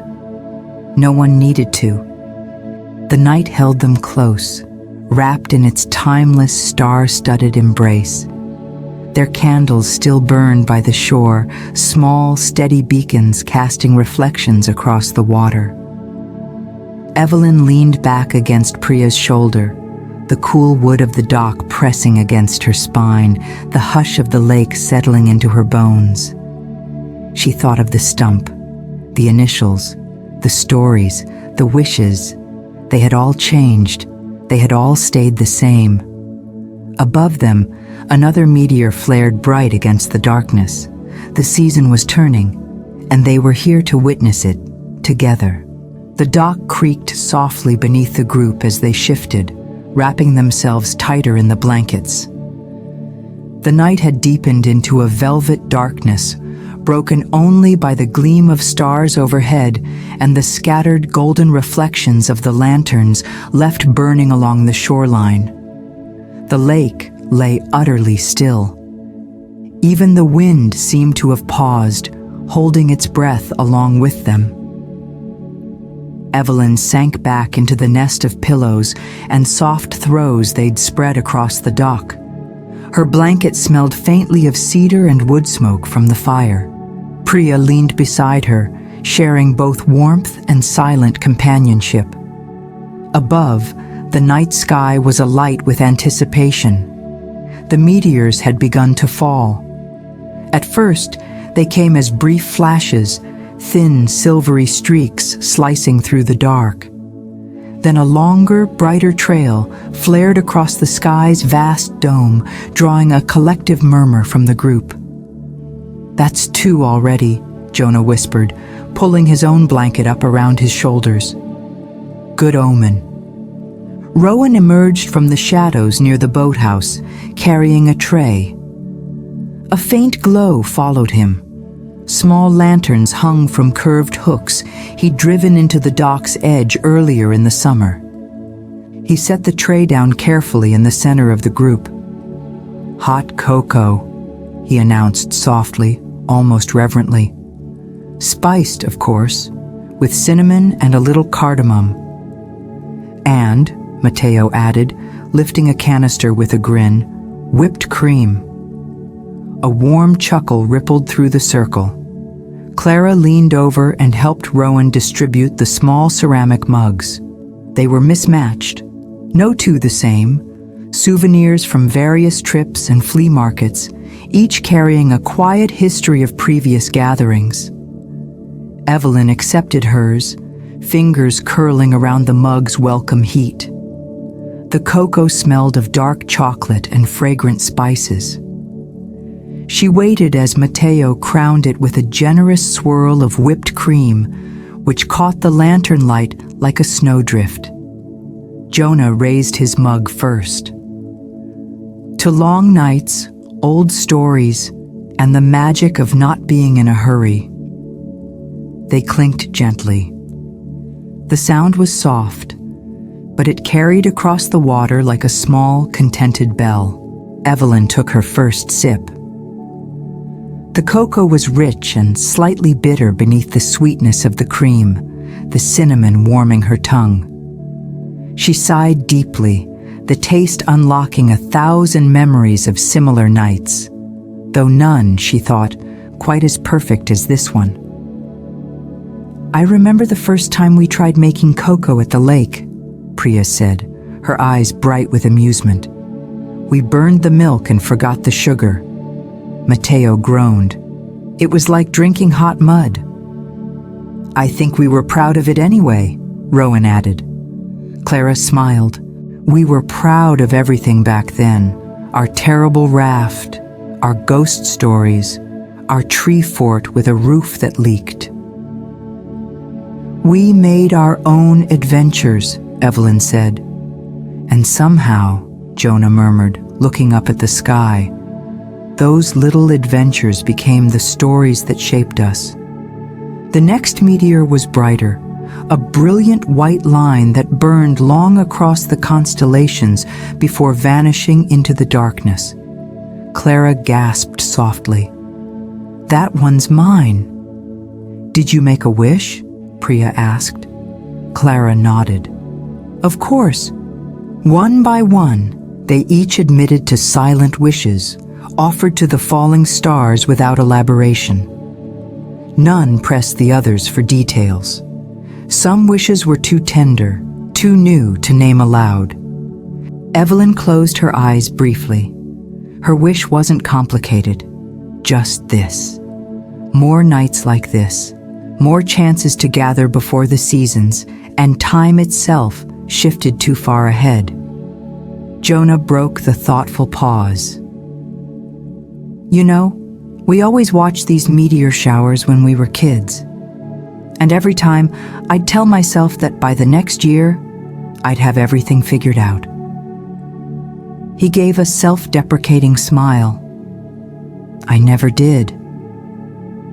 No one does, Rowan said gently. That's why we keep coming back. To remember what matters while we figure the rest out. A soft breeze stirred, ruffling the edge of Evelyn's blanket and setting the lantern flames dancing. Beyond the dock, the lake had grown so still it seemed to merge with the sky. The line between water and stars was erased, leaving the illusion of endless space. Priya leaned into Evelyn's shoulder.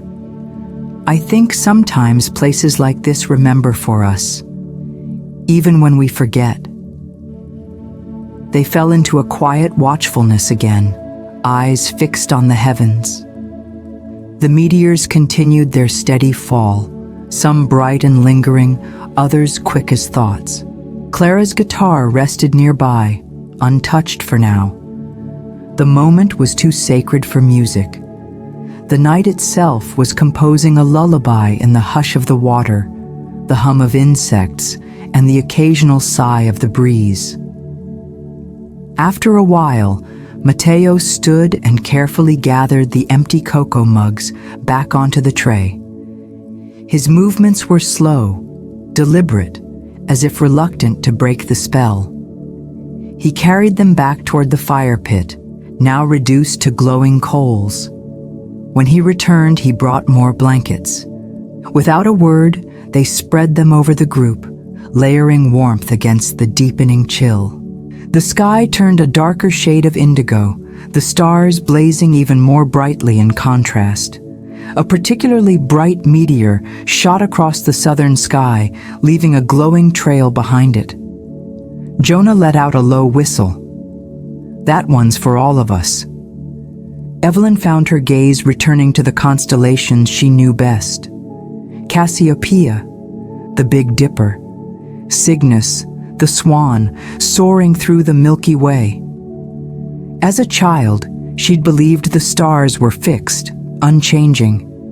But now she understood they moved, slowly, imperceptibly, but constantly, just like people, just like friendships.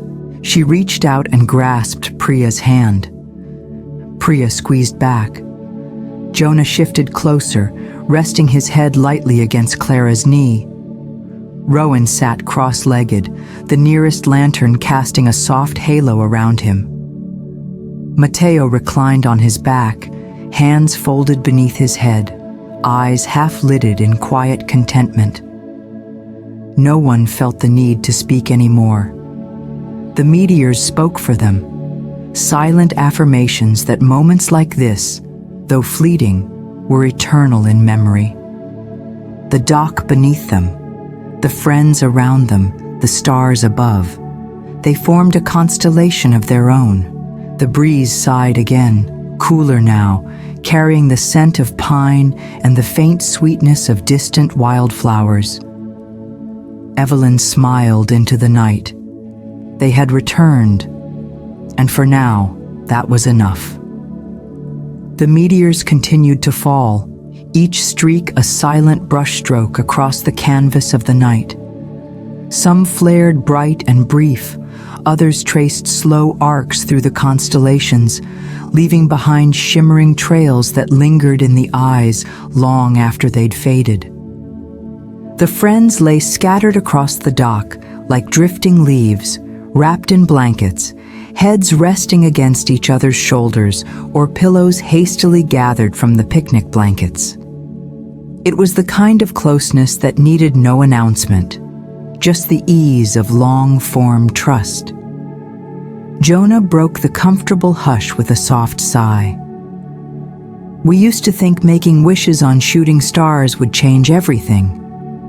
Priya rolled her head toward him, smiling lazily. Who says they don't? They never worked the way I expected. That's because you were always wishing for a hoverboard or superpowers, Mateo teased. Not always, Jonah defended. Sometimes it was a pet wolf. Clara chuckled, her voice soft in the night air.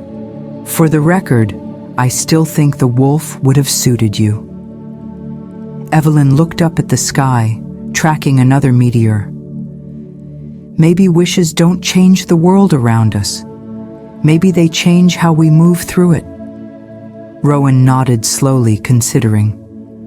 Like guiding stars. Another streak of light crossed the Big Dipper, so bright it left a faint afterimage. Priya propped herself up on one elbow. All right, here's a thought. She glanced around the circle, eyes gleaming. Let's share a wish, just one. Not necessarily the one you made tonight, but something you're hoping for, something real. A quiet murmur of agreement passed between them. No one resisted.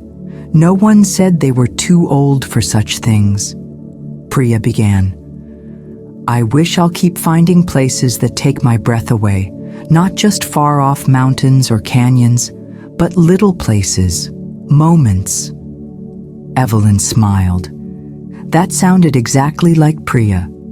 She was always chasing horizons, but also the tiny, perfect seconds most people missed. Jonah spoke next. I wish I can finally stop planning and start writing that book. The real one, not the version I always joke about. That's a worthy wish, Clara said. I want to finish my album. No more excuses. I want to put something out into the world that says, I was here. Mateo lifted his head, his blanket slipping from his shoulder. I wish to open a cafe, a small one, by the water. I want to create a space where strangers can feel like old friends, even if they only stay for a cup of coffee and a slice of pie. Priya grinned. Will the pie be yours? Mateo feigned offense. Of course. Rowan looked out at the lake, its glassy surface reflecting the lanterns and the stars alike. I wish to keep this place, to keep it open, not just for us, but for whoever needs a place to remember who they are when the world makes them forget. The silence that followed was deep, but comforting, like the stillness of the woods when no one was watching. Evelyn felt their eyes turn toward her, gentle and patient. She swallowed, surprised at how easily the words came. I wish to stop waiting for the perfect moment. I want to choose joy now, even if it's messy, even if it's small. Rowan leaned over and tapped his mug softly against hers in quiet solidarity. No one asked for explanations. Wishes, after all, were deeply personal, half hope, half truth. Priya settled back down, pulling her blanket tight around her shoulders. If we make them real by speaking them, maybe the stars will help carry them. Jonah pointed skyward. There's another one. Quick, someone wish for more pie. Mateo groaned playfully. That's not how this works. Clara turned her face toward the sky. It's all right. I think I'm already full of wishes. For a while, they simply lay there, letting the falling stars count time for them. The moon had risen higher, casting a silvery glow across the lake. A faint mist curled at the edges of the shore, blurring the line between water and earth. The lanterns reflected back from the lake's surface, so that it seemed they were floating in a sea of stars, both above and below. Evelyn let her gaze wander. The stars felt closer here, not just because of the lack of city lights, but because of the memories layered into every breath of the place. The years of gatherings, laughter, mistakes, and reconciliations. I think, Rowan said softly, We've all come to a place where our younger selves would be proud of us, even if the paths look different from what we imagined. I'd like to think so, Priya agreed. Clara yawned behind her hand. They'd at least approve of the mini pies and cocoa. And the midnight heron sightings, Jonah added. Evelyn nodded. And the fact that we still gather. Above them, yet another meteor blazed across the curve of the sky, longer than the others, brighter. A silent signature written across the night. Jonah whispered, almost to himself, "May we always find our way back." The breeze stirred again, cool and gentle, as if the night itself had acknowledged the wish. The fire behind them had dwindled to embers, its glow soft and red against the deep blue of the night. The lanterns flickered steadily, their lights resilient against the shadows. Rowan stretched, standing slowly. "Before we all drift off right here on the dock, I have something." He gestured toward the path back to the main clearing. "A little tradition I've been saving."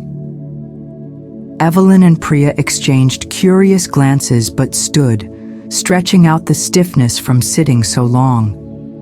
The others followed, gathering their blankets and pillows. The meteors continued to fall above as they moved, silent witnesses to whatever Rowan had planned. Jonah grabbed the lantern he had set down earlier. "Lead the way." Rowan smiled, gladly. As they followed him back toward the fire circle, none of them realized they had just created another story to add to their long history. One day, years from now, they would speak of this night. The night of secret wishes, of meteors, of cocoa and pie and music, and the wishes spoken aloud beneath a canopy of stars. The fire pit glowed softly as they returned to the clearing, its coals now more ember than flame. The lanterns scattered around the blankets still burned steadily, casting gentle, golden light across the grass. The scene looked like a photograph from a timeless summer evening, though they all felt the autumn chill edging into the night. Rowan paused beside the long picnic table, motioning for everyone to gather close. His expression held a mix of anticipation and nostalgia. Evelyn noticed a wooden crate beside the table. It was low and weathered, the kind of box once used to carry tools or small equipment. A soft linen cloth was draped across the top. "I've been keeping something," Rowan said, "for a while now." He placed a hand gently on the crate. "Something from before we scattered." Jonah raised an eyebrow. "Scattered? We're not that dramatic." "You live 3 time zones away," Mateo pointed out. Jonah grinned. "Fair." Rowan continued. "After that summer, the last one when we were all here before college, I gathered a few things from the cottage, things we said we wanted to keep safe. I tucked them away because I thought, someday we'd all come back together, and when we did, we'd open it." Priya's eyes softened. The memory box. Evelyn felt a spark of recognition and surprise. She had almost forgotten. Almost. But now it came back in a flood, an idea they'd shared beneath these very trees in their late teens. A time capsule. They'd all contributed something small, personal, to be opened when the future felt right. "I'd wondered if you'd kept it," Clara whispered. Rowan knelt beside the crate and carefully lifted the cloth. Underneath was a sturdy tin box, corners slightly dented, its metal dulled by time but still solid. It had once been bright blue, now faded to a soft slate color. A little padlock kept it shut, and Rowan held up the tiny brass key with a wry smile. I kept it in my desk drawer all these years. You and that desk, Mateo chuckled. It survived college moves, job changes, and that leaky apartment you had. Rowan nodded, and so did this. The group gathered around as he fit the key into the lock. There was a soft click, and the latch popped open. Rowan lifted the lid. Inside, neatly arranged, were the relics of their shared youth. A bundle of Polaroid photos sat atop the rest. Evelyn picked them up carefully, flipping through images of their younger selves, building the infamous raft, roasting marshmallows, holding sparklers high under a summer sky. There was one of Clara mid-song, guitar in hand. Another showed Priya triumphantly holding up the paddle she'd discovered during the midnight heron escapade. Jonah leaned over her shoulder. I forgot how long Mateo's hair used to be. Mateo groaned. Please, no one needs to remember that era. Beneath the photos lay a familiar item, the old mixtape. A real cassette, its label peeling at the edges. Summer Forever Mix, scrawled in Evelyn's handwriting. Clara reached for it, laughing softly. We spent hours recording songs off the radio to make this. We thought we'd invented the ultimate soundtrack, Jonah added. We did, Priya said firmly. For us. Beside the cassette was a packet of dried wildflowers, pressed carefully between two pieces of wax paper. Evelyn recognized the collection. Tiny sprigs of clover, daisy, and goldenrod. They had gathered them during their last long hike together before leaving for college. Underneath lay 6 envelopes, their paper yellowed slightly with age. Each one bore a set of initials. Rowan's hand hovered over them for a moment. Letters. To our future selves. Evelyn's heart clenched. She remembered writing hers late at night by flashlight on the cottage porch. She had struggled to find the right words, uncertain what her future self might need or want to hear. Rowan passed the envelopes around.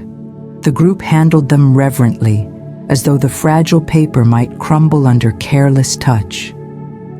For a few moments, no one spoke. The fire cracked softly. The woods whispered. Jonah broke the silence. Should we read them now? Rowan nodded. That was the plan. Evelyn unfolded her letter. The handwriting was unmistakably hers, slanted, looping, with the occasional flourish. She scanned the first lines and felt tears prick the corners of her eyes. Dear Evelyn, don't be afraid to change. You used to think staying the same was strength, but it's okay to want different things as you grow. Remember the feeling of the lake at night, the firelight on your friends' faces. If you ever lose your way, come back here, back to yourself. Across from her, Priya let out a quiet laugh and brushed a tear from her cheek. Mine says I should always carry a compass, not just for hiking, but so I never forget I can choose my own direction. Jonah was grinning. I told myself not to rush, to enjoy the stories instead of trying to control the endings. Clara read aloud from her letter, her voice thick. I dared myself to play my own song for real people, not just us. She looked up, eyes shining. I guess I've done that now, a little. Mateo shook his head, smiling. Mine said to take risks. That safety isn't always the best goal. I'd say opening a cafe counts as a risk, wouldn't you? Rowan cleared his throat. Mine was simple. Keep the fire burning, not just the real one, the one inside. They sat quietly with the weight of the letters, letting the words of their younger selves settle like the embers in the fire pit. "I think we did all right," Priya said softly. "I think we did too," Evelyn agreed.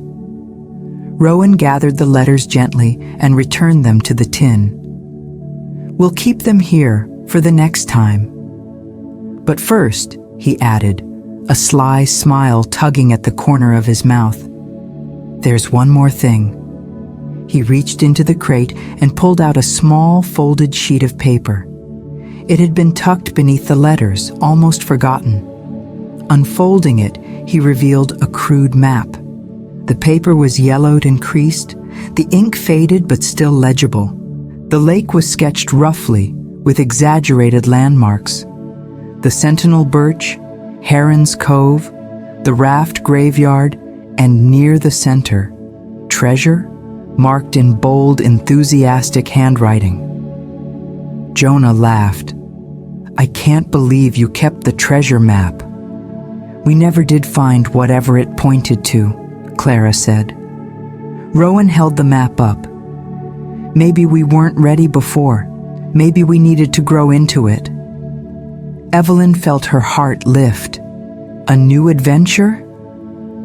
"Tomorrow," Rowan said, "at first light." The group cheered softly, careful not to wake the night around them. The memory box sat open on the table, its contents safe, its promises renewed. The past had not been buried. It had been waiting, and the next chapter was already calling. The night pressed closer around them, quiet and intimate, as Rowan closed the tin box and rested his hands on the lid. The map lay open beside it, its lines illuminated by the nearby lantern, casting shadows like rivers across the paper. The fire was now a bed of glowing coals, barely a flame left, but no one moved to rekindle it. They didn't need the light to keep them awake. The past was burning brightly enough. Evelyn held her letter loosely in her lap.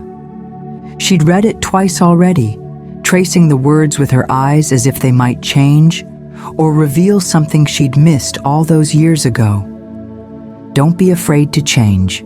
She had changed, and not just in the obvious ways.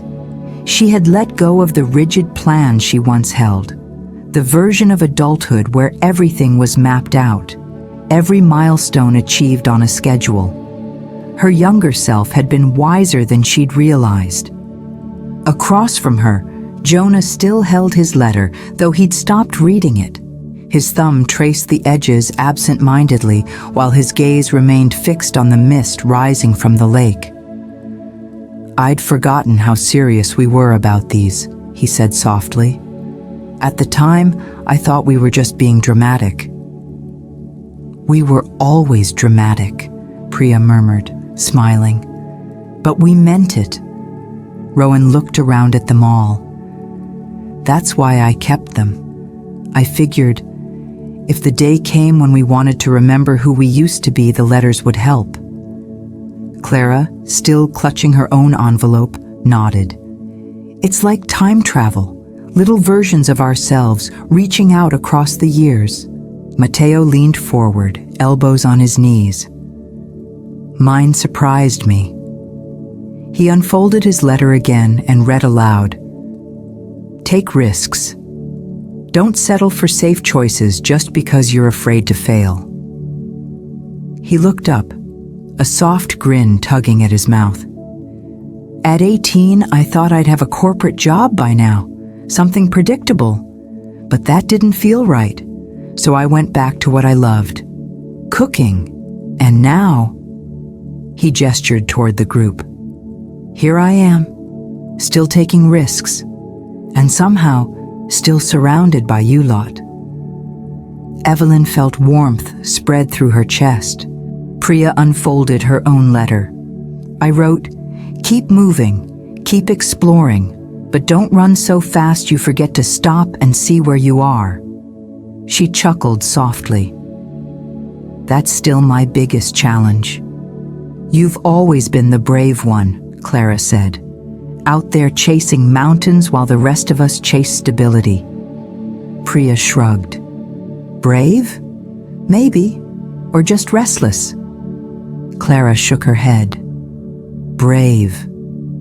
Jonah tapped his letter lightly against his knee. Mine says, tell the stories that scare you. There was a brief silence. I've been avoiding that. I write funny things, easy things. But the stories that matter most, the ones about my family, about growing up, those stay locked in my head. Maybe this year's the time, Rowan said gently. You've told our stories for years. Now it's time to tell yours. Jonah nodded, his expression thoughtful. Maybe it is. Clara cleared her throat and unfolded her letter again. Play your own music, not just what others want to hear. She paused, her eyes shining. I wrote that the same summer my dad told me music was a hobby, not a career. I almost believed him. She ran a hand over her guitar case. But even though I work a regular job now, I never stopped writing songs. And tonight, I finally played some of them. For you. Rowan smiled softly. And they were beautiful. Clara blinked quickly and looked down at the letter again. Evelyn unfolded hers fully, smoothing the creases. Mine says, don't wait for the perfect moment. Take joy where you find it, even when you feel like you haven't earned it. She swallowed. I think I've spent a lot of time postponing happiness, telling myself I'll relax when things settle down, when I've accomplished more. But that moment never really comes. It doesn't, Priya agreed, which is why nights like this matter so much. Finally, Rowan picked up his letter and opened it. Keep the fire burning, not just the real one, the one inside. He chuckled softly. I didn't know what that meant when I wrote it. I just liked how it sounded. But now, he looked out toward the water. I think it means to keep making space for this, for us, for the things that make life feel full. Matteo nudged him. You've done that better than any of us. Rowan shrugged modestly. Someone had to keep the light on. The fire crackled softly, as if to agree. For a while, they sat in quiet reflection. The past and the present felt woven together, threads of memory and promise looping around each other until the difference between then and now blurred. Evelyn watched another meteor streak across the sky, its tail glowing a pale green before it vanished. I wonder what our younger selves would think, she mused aloud. Seeing us now. Jonah grinned. Probably that we turned out boring. Not boring, Priya countered. Wiser, maybe a little more cautious, but still us. Still adventurous, Matteo added, in our own ways. Still making music, Clara said softly. Still telling stories, Jonah agreed. And still gathering, Rowan finished. Evelyn felt the truth of it settle deep inside her. They had all changed. Life had reshaped them. Careers, relationships, challenges, losses, wins. But beneath all of that, the essence of who they were remained intact. The memory box hadn't preserved relics of the past. It had preserved reminders of who they had always been and who they still were. Rowan closed the lid gently and slid the tin box back into the crate. Let's not wait another decade to open it again, Clara said, smiling. We won't, Rowan promised. Priya tapped the map still spread across the table. And tomorrow, we have a treasure hunt to attend. Jonah groaned playfully. If it turns out to be another paddle, I'm quitting. Mateo laughed. It's probably just another excuse to wander around the lake and get muddy. Exactly, Priya replied, which makes it the perfect adventure. Rowan stood, stretching. But for tonight, I have one more surprise. He disappeared into the shadows near the cottage. Evelyn heard the creak of old hinges and the faint sound of something heavy being lifted. When he returned, he was carrying a small wooden crate filled with stubby candles and tiny floating lanterns. I thought, Rowan said, it might be nice to send some of our wishes across the water. Priya's eyes widened, like we used to do at the 4th of July parties. Exactly. He gestured toward the dock. If you're up for it.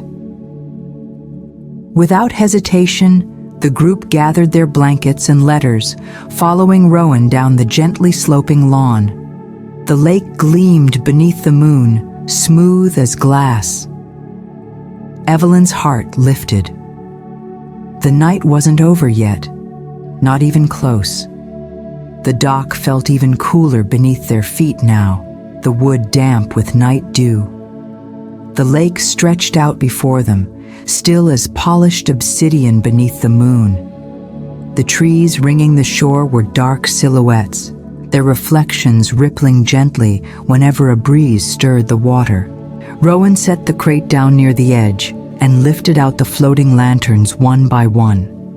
Each was a small wooden frame topped by delicate rice paper, the kind that would glow softly when the candles inside were lit.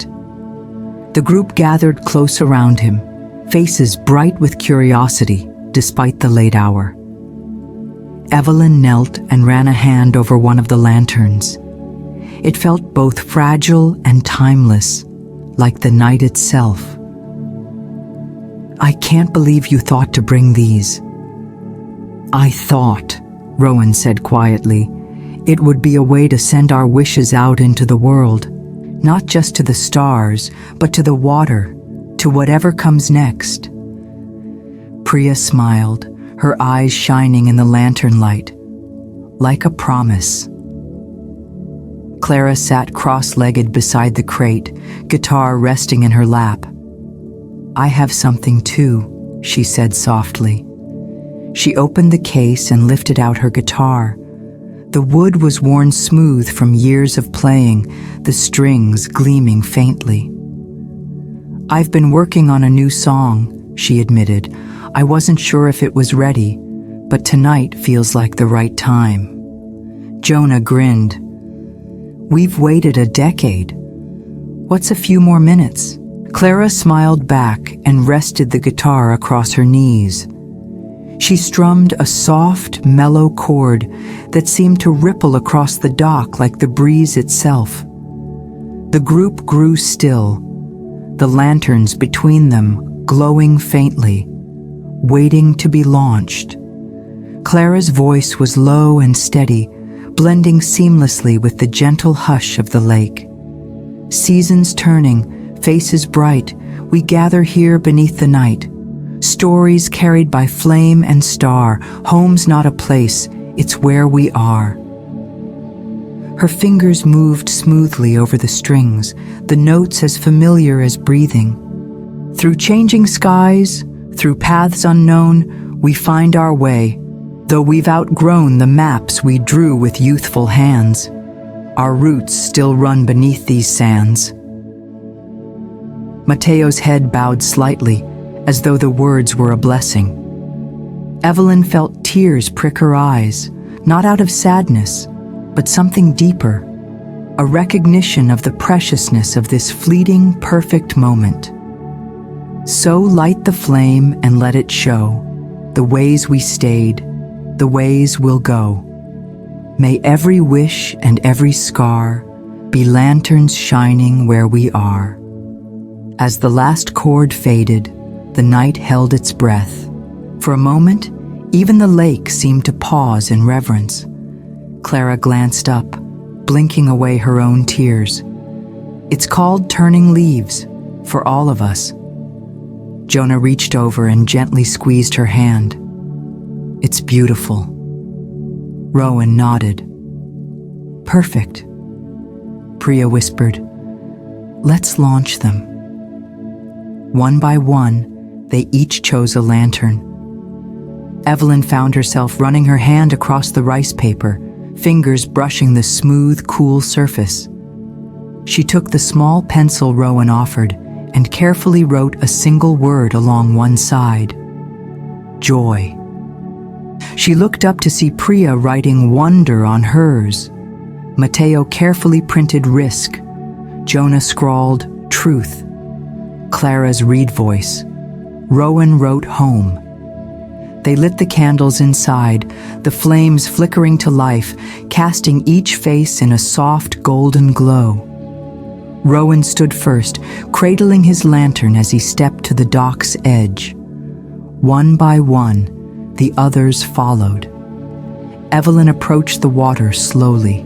Her bare feet tingled against the cool wood. She lowered her lantern to the surface, letting the wooden base settle gently into the water. The lake accepted the offering without a ripple. One after another, the lanterns floated free.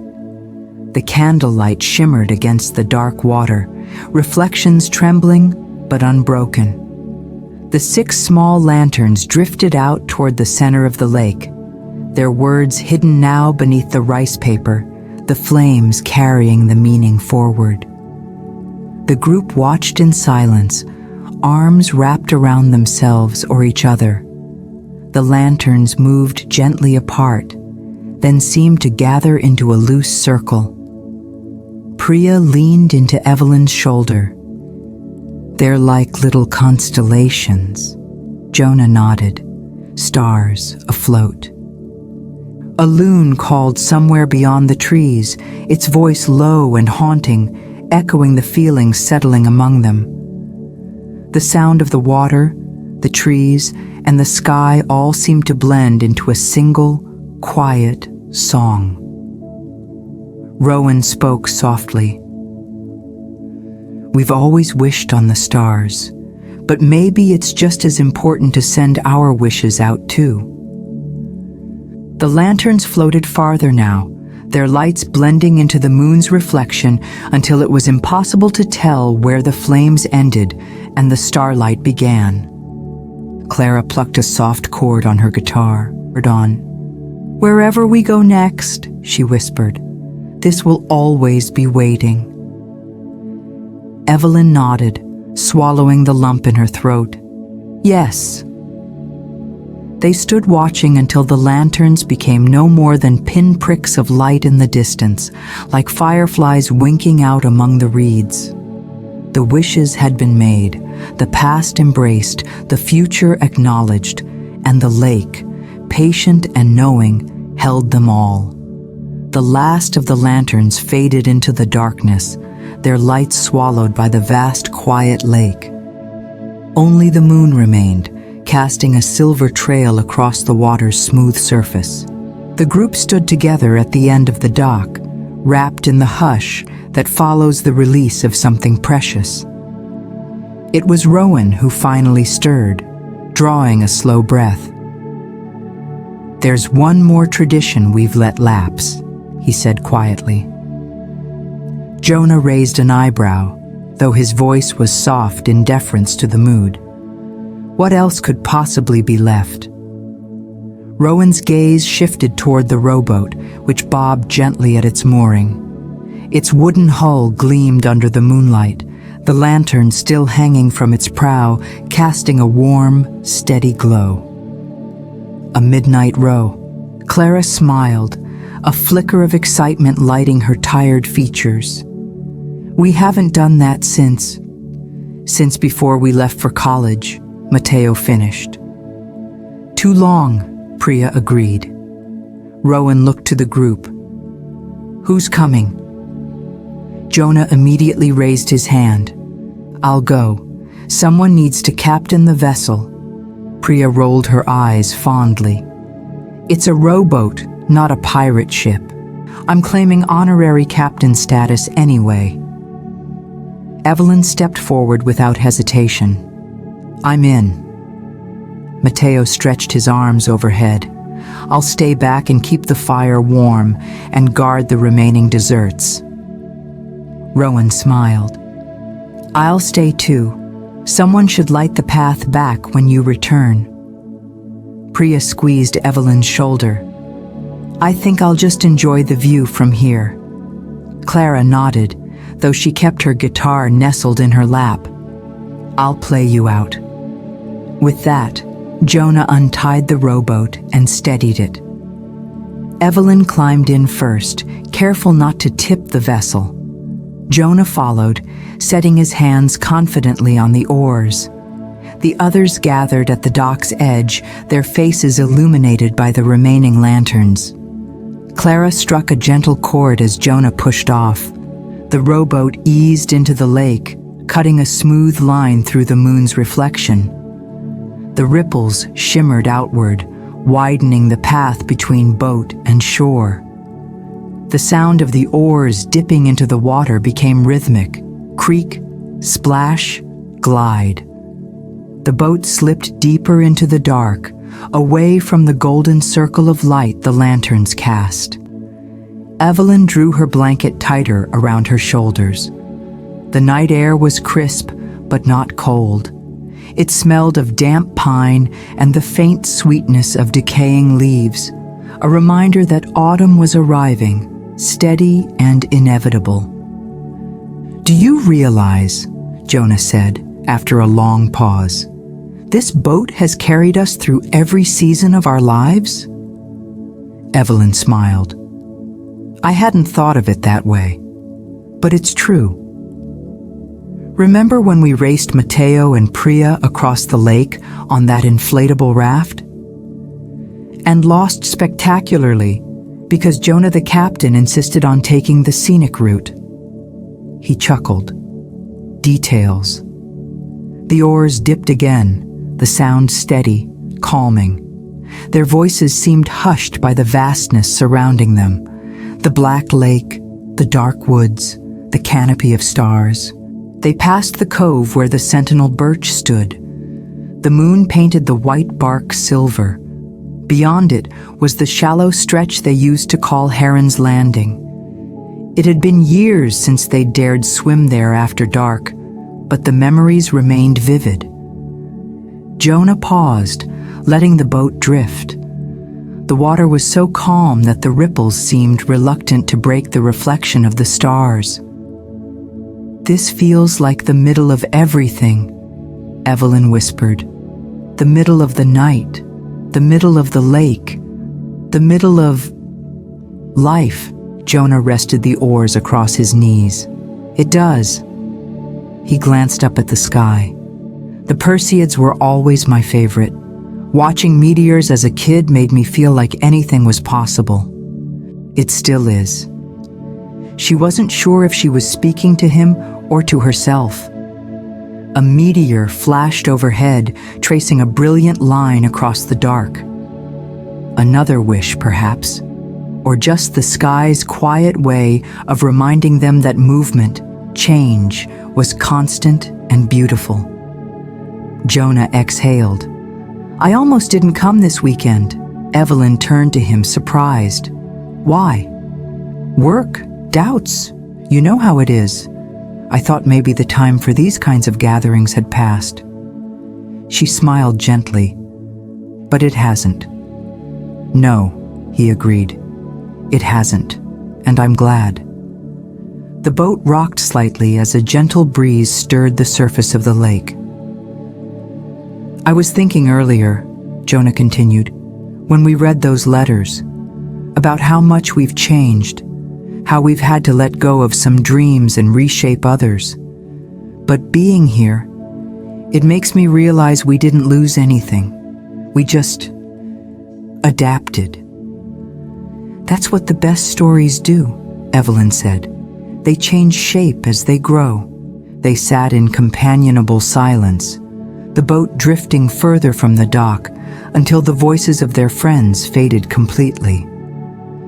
The music of Clara's guitar was just a faint memory now, replaced by the soft sounds of water and night creatures stirring along the shore. Evelyn leaned back, letting the boat rock her gently. The stars stretched above, endless and unwavering.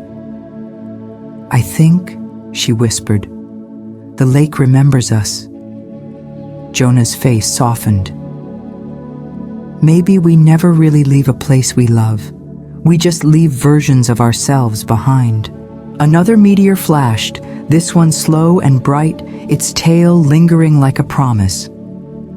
"Let's head back," Jonah said finally. "The others will be waiting." He lifted the oars again, dipping them into the water. The boat turned in a smooth arc, heading toward the distant glow of lanterns on the dock. As they rowed back, Evelyn felt a quiet certainty settle over her. No matter how far they traveled, how much time passed between visits, the lake and the friendships forged here would endure. The oars sliced through the water. The ripples spread outward in widening circles, like the passage of time itself. And ahead, the lights of the dock beckoned, a hearth waiting to welcome them home. The boat nudged softly against the dock with a hollow thunk, breaking the lake's stillness. Jonah secured the rope while Evelyn climbed out, the wood cool beneath her bare feet. As they rose from the boat, Clara's soft guitar notes returned, welcoming them back. The others had gathered near the fire pit again. Rowan had built the flames back up, casting a warm, golden circle that pushed back the deepening night. Priya waved as Evelyn and Jonah approached, already wrapped in a heavy blanket. "You made it back in one piece," Matteo teased, offering Jonah a hand. "We navigated by starlight," Jonah replied grandly. "A success for captain and first mate alike." Rowan grinned. "Then it's time for the night's final ritual." From behind the picnic table, he lifted a small, brightly colored box. The side read, "4th of July sparklers, 144 count." Clara gasped. "You kept those?" "I found them in the shed while looking for the floating lanterns." Rowan chuckled. "They were left over from last summer's bonfire." Priya's eyes lit up with childlike excitement. "I thought we'd burned through them all." Evelyn smiled, a familiar warmth blooming in her chest. "We always save some for nights like this." Rowan began passing them out, the long silver sticks gleaming in the firelight. He handled them carefully, as if the sparklers were not cheap firework novelties, but rare treasures. As each person took a sparkler, Jonah murmured, "Do we still remember the sparkler rules?" Priya grinned. "Rule 1, no running with sparklers."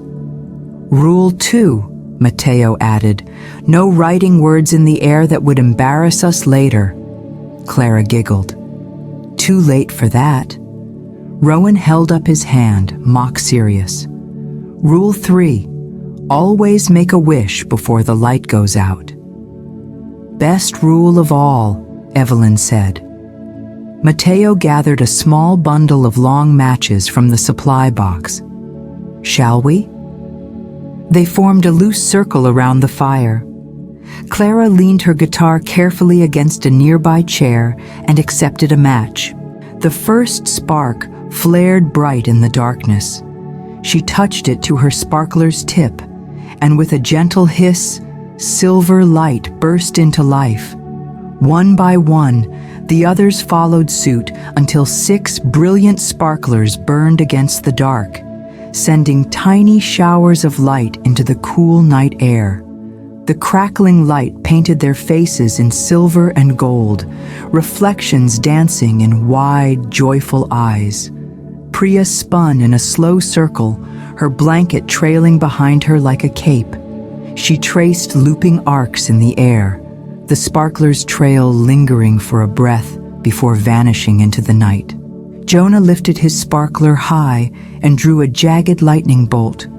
For all the stories that have yet to be told, Evelyn moved her arm gently, spelling the letter E before the sparkler hissed lower.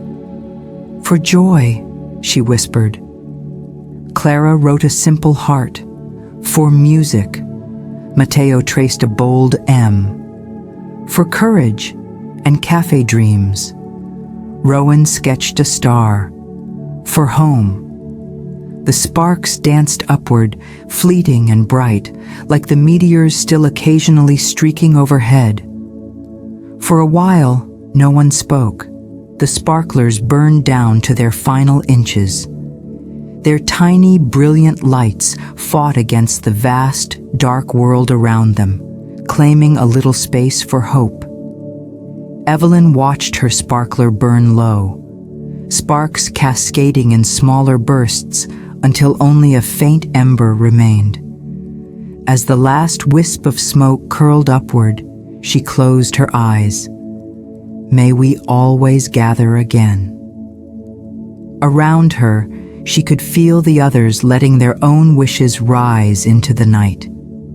Silent promises carried upward into the trees, across the water, and toward the stars. One by one, the sparklers sputtered out. The night reclaimed its shadows.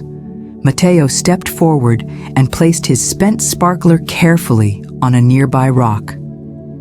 That felt like closing a chapter. Or beginning a new one, Priya said. Rowan nodded toward the lake. The lanterns are gone from view, but they're out there, carrying our words forward. Clara retrieved her guitar. Maybe we should mark this moment with one more song. The group murmured their agreement, moving closer to the fire, bundling into blankets again. The flames snapped and cracked as the logs settled, sending a few embers swirling upward. Clara strummed a gentle, swaying rhythm.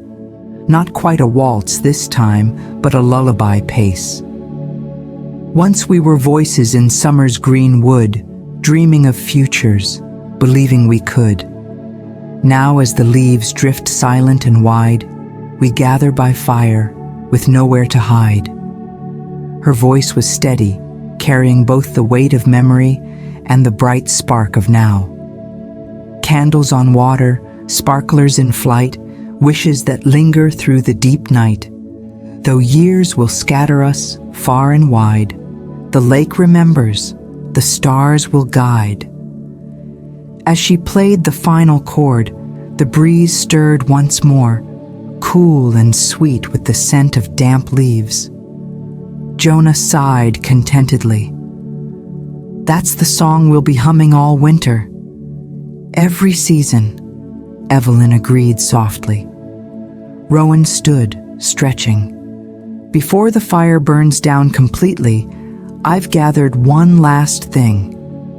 He disappeared briefly toward the cottage, returning with a small folded flag.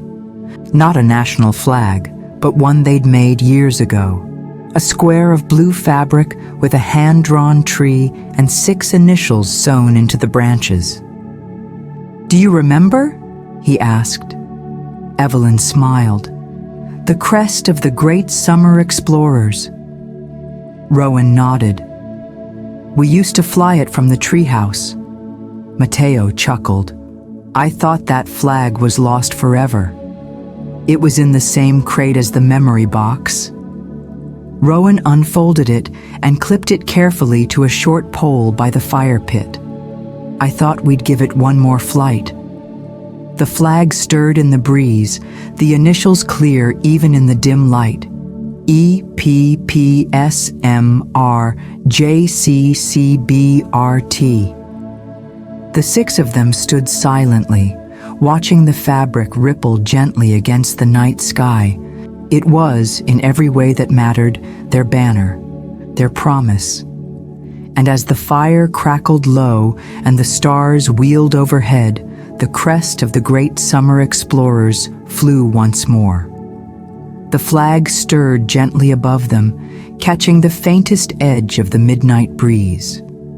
Beneath it, the fire had settled into a warm, glowing bed of coals, no longer blazing, but steady, its light like the soft pulse of a heartbeat.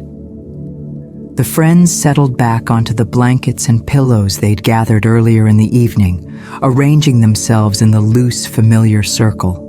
The night had taken on that timeless quality it always seemed to when they gathered here, a stretch of hours outside the ordinary flow of life, where time passed differently, more slowly, more meaningfully. Rowan leaned forward, elbows on his knees, hands extended toward the fire's heat.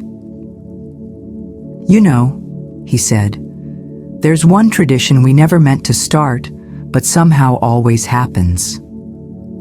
Jonah tilted his head. "Midnight confessions?"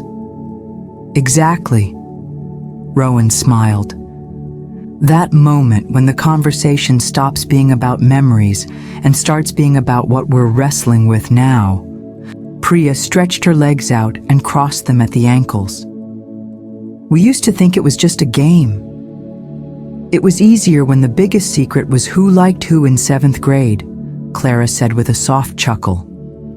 Mateo reached behind him, grabbed one of the remaining mugs, and poured the last of the cider into it. "But now the secrets are bigger," Rowan nodded.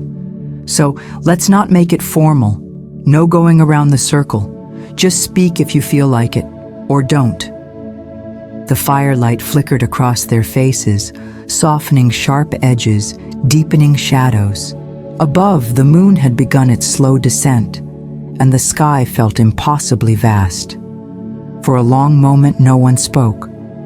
The only sounds were the hush of the trees, the occasional crack of the fire, and the distant rustle of water against the dock. Then Evelyn cleared her throat softly.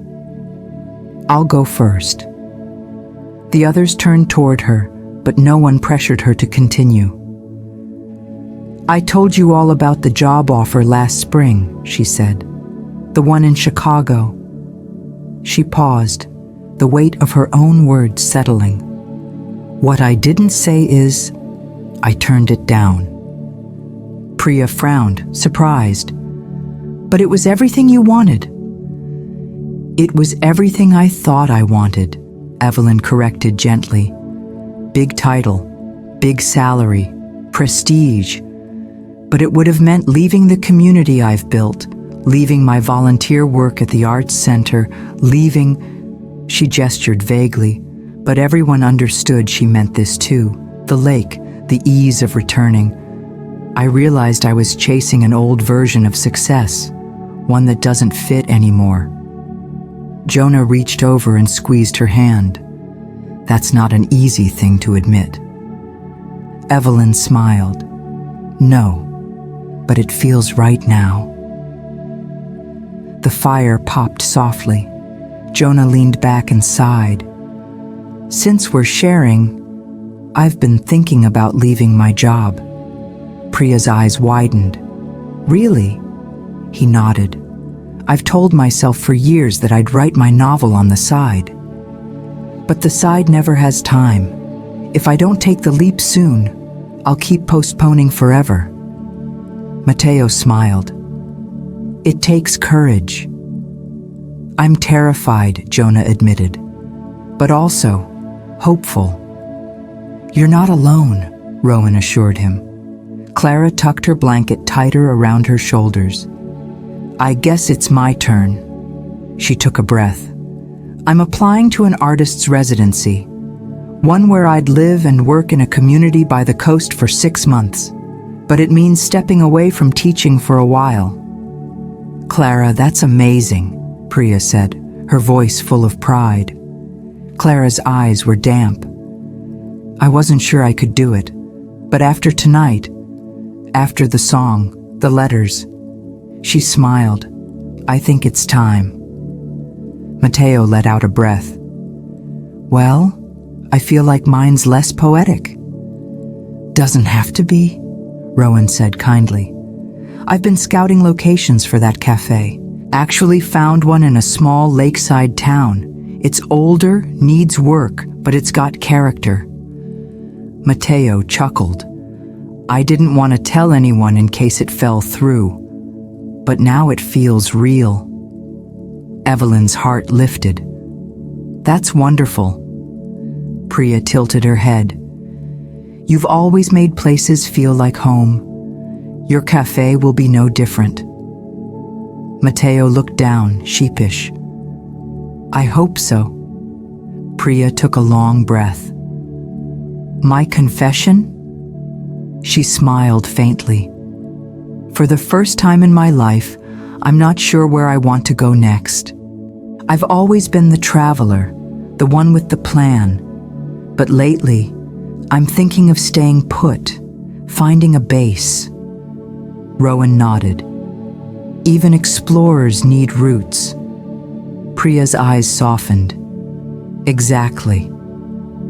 The fire crackled louder for a moment, sending a small shower of sparks upward. Rowan glanced around the circle.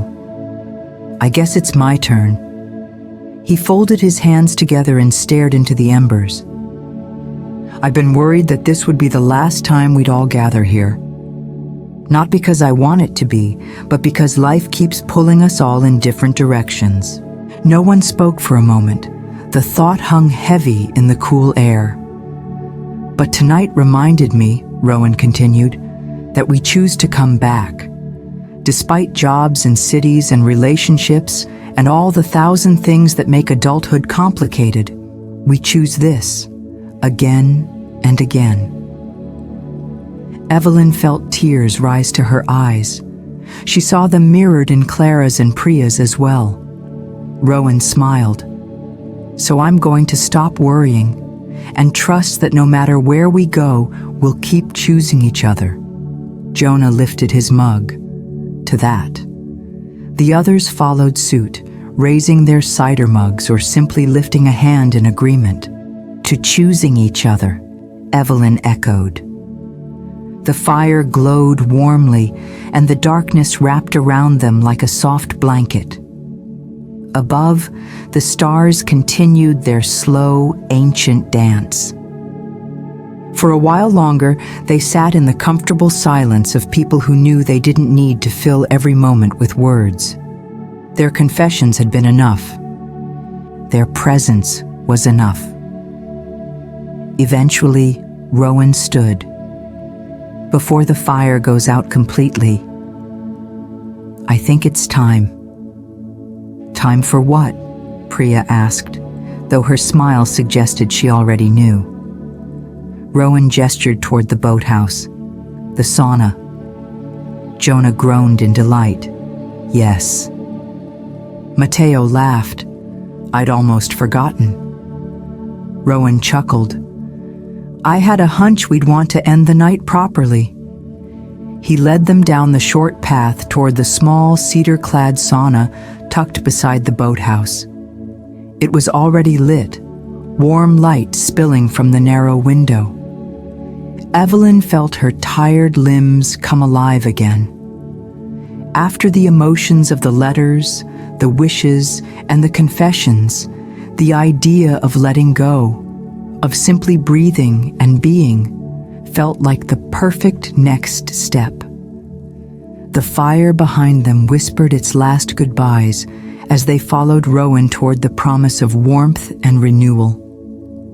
The sauna's wooden door creaked softly as Rowan opened it, releasing a welcoming wave of cedar-scented warmth into the cool night air.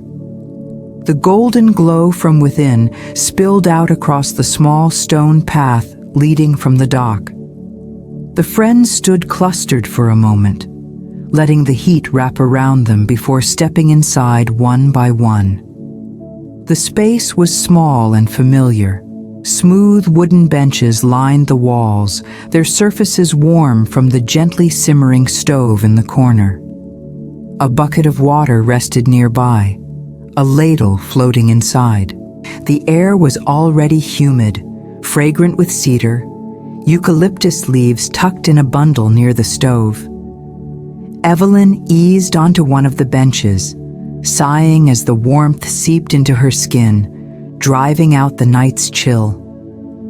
Clara settled beside her, followed by Priya and Matteo. Jonah and Rowan took the opposite bench, their faces flushed from both the firelight and the shift into the sauna's embrace. "Why did we ever stop ending nights this way?" Jonah asked, leaning his head back against the wall. "Because we started getting responsible jobs that wanted us awake early," Matteo replied. "But now, I can't imagine a better tradition." Rowan poured a ladle full of water over the hot stones. Steam hissed upward, filling the room with a comforting, earthy scent. The heat was steady, but not oppressive. It wrapped around them, easing tired muscles and loosening the last of the tension that even a perfect evening sometimes left behind. For a few minutes, no one spoke. The only sounds were the hiss of the water turning to vapor and the muffled night noises outside, the chorus of crickets, the distant call of a night bird, the soft lapping of the lake against the dock. Priya broke the silence softly. "Do you remember when we first used this sauna?" Evelyn smiled. "We were what? 14? 15, Rowan corrected gently. "It was the summer Dad and I finally finished building it." Clara laughed. "We thought it was the height of luxury." "We stayed in here until we couldn't breathe," Jonah added, then jumped straight into the lake. "We thought we were invincible," Priya said, smiling wistfully. "That the summers would last forever."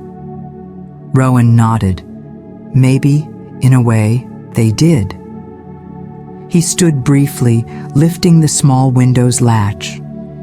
The cool night air drifted in, mingling with the heat and letting them glimpse the vastness of the star-filled sky beyond. Evelyn leaned forward, resting her elbows on her knees. "I think the most surprising thing isn't that we've changed. It's that we've stayed. The important parts, anyway." Jonah tilted his head. "What do you mean?" "I mean, we still gather. We still make time for each other. That's not something you can assume will happen, not after so many years. After life starts pulling at you from all sides." Priya nodded thoughtfully. "We've let go of a lot of things, but not this." Matteo added, "Sometimes letting go of the right things makes it possible to hold on to the things that really matter." The heat deepened. Evelyn felt it working its way into her, not just relaxing her body, but clearing the mental clutter she hadn't realized she'd been carrying. Rowan poured another ladle of water over the stones. More steam rose, swirling gently around them. "This," he said quietly, "is why I wanted us back here.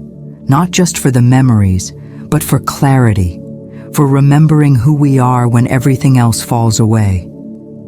Evelyn closed her eyes and let the warmth and the words settle.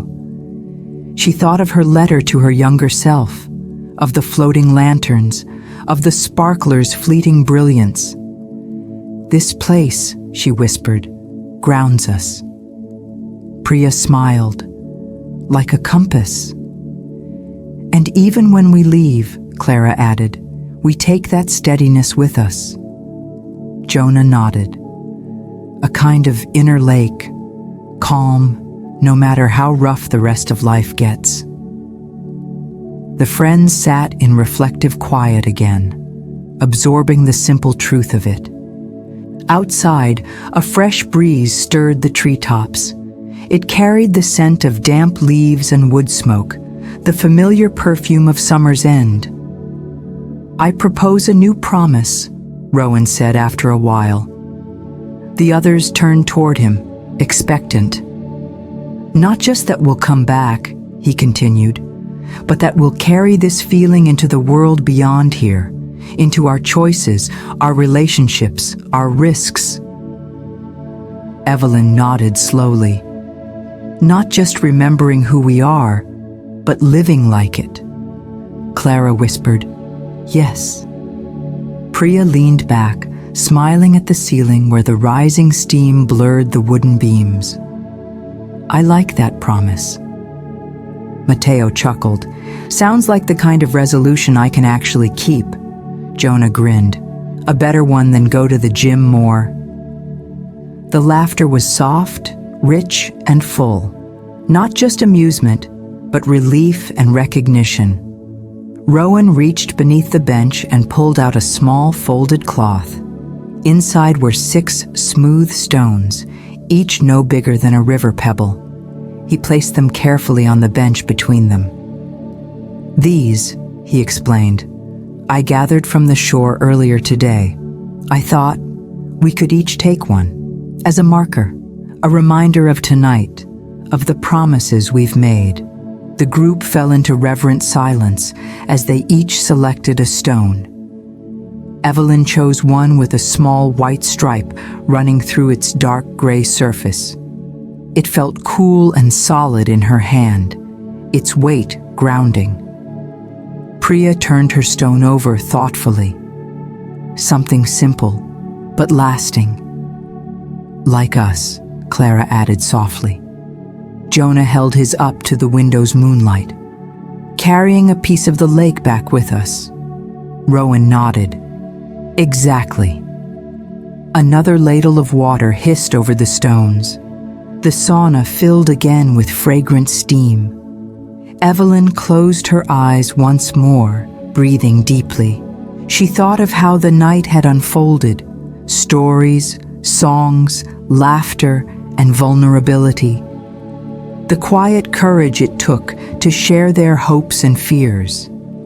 She thought of the rowboat gliding across the moonlit lake, the floating lanterns drifting into darkness, the sparklers tracing arcs of light against the sky, all of it leading here, to this warmth, to this quiet resolution. No matter where they traveled next, this was the center, their gathering, their promises, their home. And as the stars turned slowly overhead, unseen beyond the sauna's roof, Evelyn held her stone tightly and whispered silently to herself, "I will remember. I will carry this forward. I will return." The heat lingered in their limbs as they stepped out of the sauna into the cool embrace of the night. Steam curled up from their skin, ghostly wisps vanishing into the darkness. The shock of the fresh air made them all pause, breathing deeply beneath the canopy of stars that still burned steadily overhead. But the sky was beginning to change. Over the distant treetops, a faint silver edge traced the horizon. The first light of dawn, subtle, pale, almost hesitant, was pushing back against the long, deep shadows of night. Priya was the first to notice. "Look," she whispered, pointing toward the east. "Morning's coming." Jonah smiled sleepily. "We made it through the whole night." Clara, still holding her small river stone from the sauna, glanced upward. "It doesn't feel like the night ended. More like it unfolded into the next thing." Rowan nodded in agreement. "That's what this gathering always feels like. Not a closing, a beginning." Evelyn rubbed her thumb across the smooth white stripe on her own stone. She could feel the heat of the sauna still trapped within it. That warmth now seemed to pulse in rhythm with her heartbeat. The flag they had raised, the crest of the great summer explorers, fluttered softly in the growing breeze, its fabric outlined faintly in the increasing light. "We should go to the stump," Priya said suddenly. "Before sunrise, just once more." No one hesitated. Blankets were gathered. The remaining cider was poured into the last clean mugs, and they moved together in a small, quiet procession toward the wooded trail. The path to the stump, so familiar it felt imprinted on their muscles, wound through the trees that were now silvered at the edges by the coming dawn. Birds stirred above, shifting in the branches, and the lake behind them whispered a gentle hush against the shore. As they reached the clearing, the old stump stood waiting. Its mossy sides glistened with dew, and the initials carved long ago were still visible, though softened by time. Rowan placed his hand reverently on the stump's surface. "This is where we've always marked the turning points," Mateo chuckled. "The Summer Explorer Council meetings, as we used to call them." Priya laughed softly. "We thought we sounded so official." "Maybe we were," Evelyn smiled. "Official in the ways that matter." Jonah set his mug down carefully on the stump. "So, one last promise for this gathering?" Rowan nodded. "Let's do it." They circled the stump, forming a loose ring, the breeze tugging gently at their blankets and hair. Clara spoke first.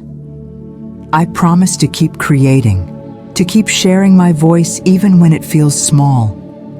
Mateo followed. "I promise to take the risk, to open the cafe and make it more than just a dream." Priya smiled. "I promise to stop running and let myself grow roots, to find a home I can return to, not just places to pass through." Jonah lifted his river stone. "I promise to tell the hard stories, the real ones, even if it takes time." Evelyn squeezed her stone in her palm. "I promise to stop waiting for perfect moments, to find joy in the ones I'm living," Rowan finished. "And I promise to keep the fire burning, not just here, but in all of us." The breeze stilled, as if the world itself was listening. Then together, they each placed their river stones on the stump, circling the initials they had carved so long ago. The stones formed a rough ring, new marks layered over the old. The sky brightened steadily now, the silver rim along the horizon deepening into gold. The first rays of the sun broke through the trees, catching the edges of the stump and the stones, casting long, graceful shadows across the clearing. "It's beautiful," Clara whispered. Priya nodded. "A new beginning." They stood in silence as the sun rose higher, spilling warm light across the forest, the stump, and their gathered circle. The chill of the night receded, replaced by the gentle promise of morning. Jonah broke the hush at last. "So, shall we find out what's at the end of that treasure map?" Rowan grinned. "I thought you'd never ask." The others laughed, the sound light and fresh against the backdrop of birdsong and rustling leaves. Evelyn felt the heaviness of the night lift from her shoulders. It had been a night of remembering, of admitting fears, of making promises. But now the sun had risen on something new, not just another day, but another season in their shared story. Rowan unfolded the old hand-drawn map from his pocket. "The final adventure of the great summer explorers," he said. "At least for now." Clara tucked her guitar carefully beneath her arm. "Lead the way." They followed Rowan down the slope toward the lake once more, the breeze at their backs, the weight of the stones left behind at the stump, anchoring their promises in the earth. And as the light poured over them, Evelyn thought not of endings, but of all the gatherings yet to come, of sparklers waiting to be lit, of songs yet to be written, of stories still unfolding, of the lake, timeless and patient, always waiting.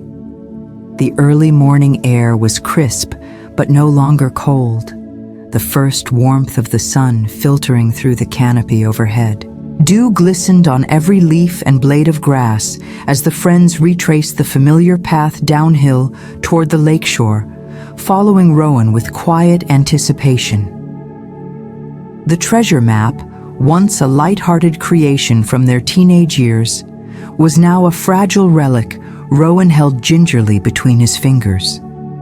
The lines and notes, drawn in black marker long ago, were faded but legible. The exaggerated landmarks had once seemed silly: Sentinel Birch, Heron's Cove, the Raft Graveyard. But now they felt sacred, pieces of a story they had lived together. Clara hummed a quiet tune as they walked, the melody from her song the night before drifting softly between the trees. It felt like a soundtrack for this final adventure. Rowan paused at the lake shore, where the sun gleamed across the water in bright streaks. He spread the map across the smooth top of a driftwood log. "All right," he said, his voice playful but reverent. "Our destination, treasure, is marked near Heron's Cove, about a quarter-mile up the shoreline." Jonah adjusted the strap on his shoulder bag. "I can't believe after all these years we never tried to finish this." "We were too busy building rafts and telling ghost stories," Priya smiled. Mateo stretched his arms above his head, yawning. "Better late than never." Rowan folded the map again and tucked it into his jacket. "Let's go." They followed the shoreline north, where the ground alternated between soft moss and smooth stones. The lake lapped quietly at their feet, each ripple a gentle push against the earth. Passing the Sentinel Birch, they paused for a moment to admire the way the white bark shimmered in the new light.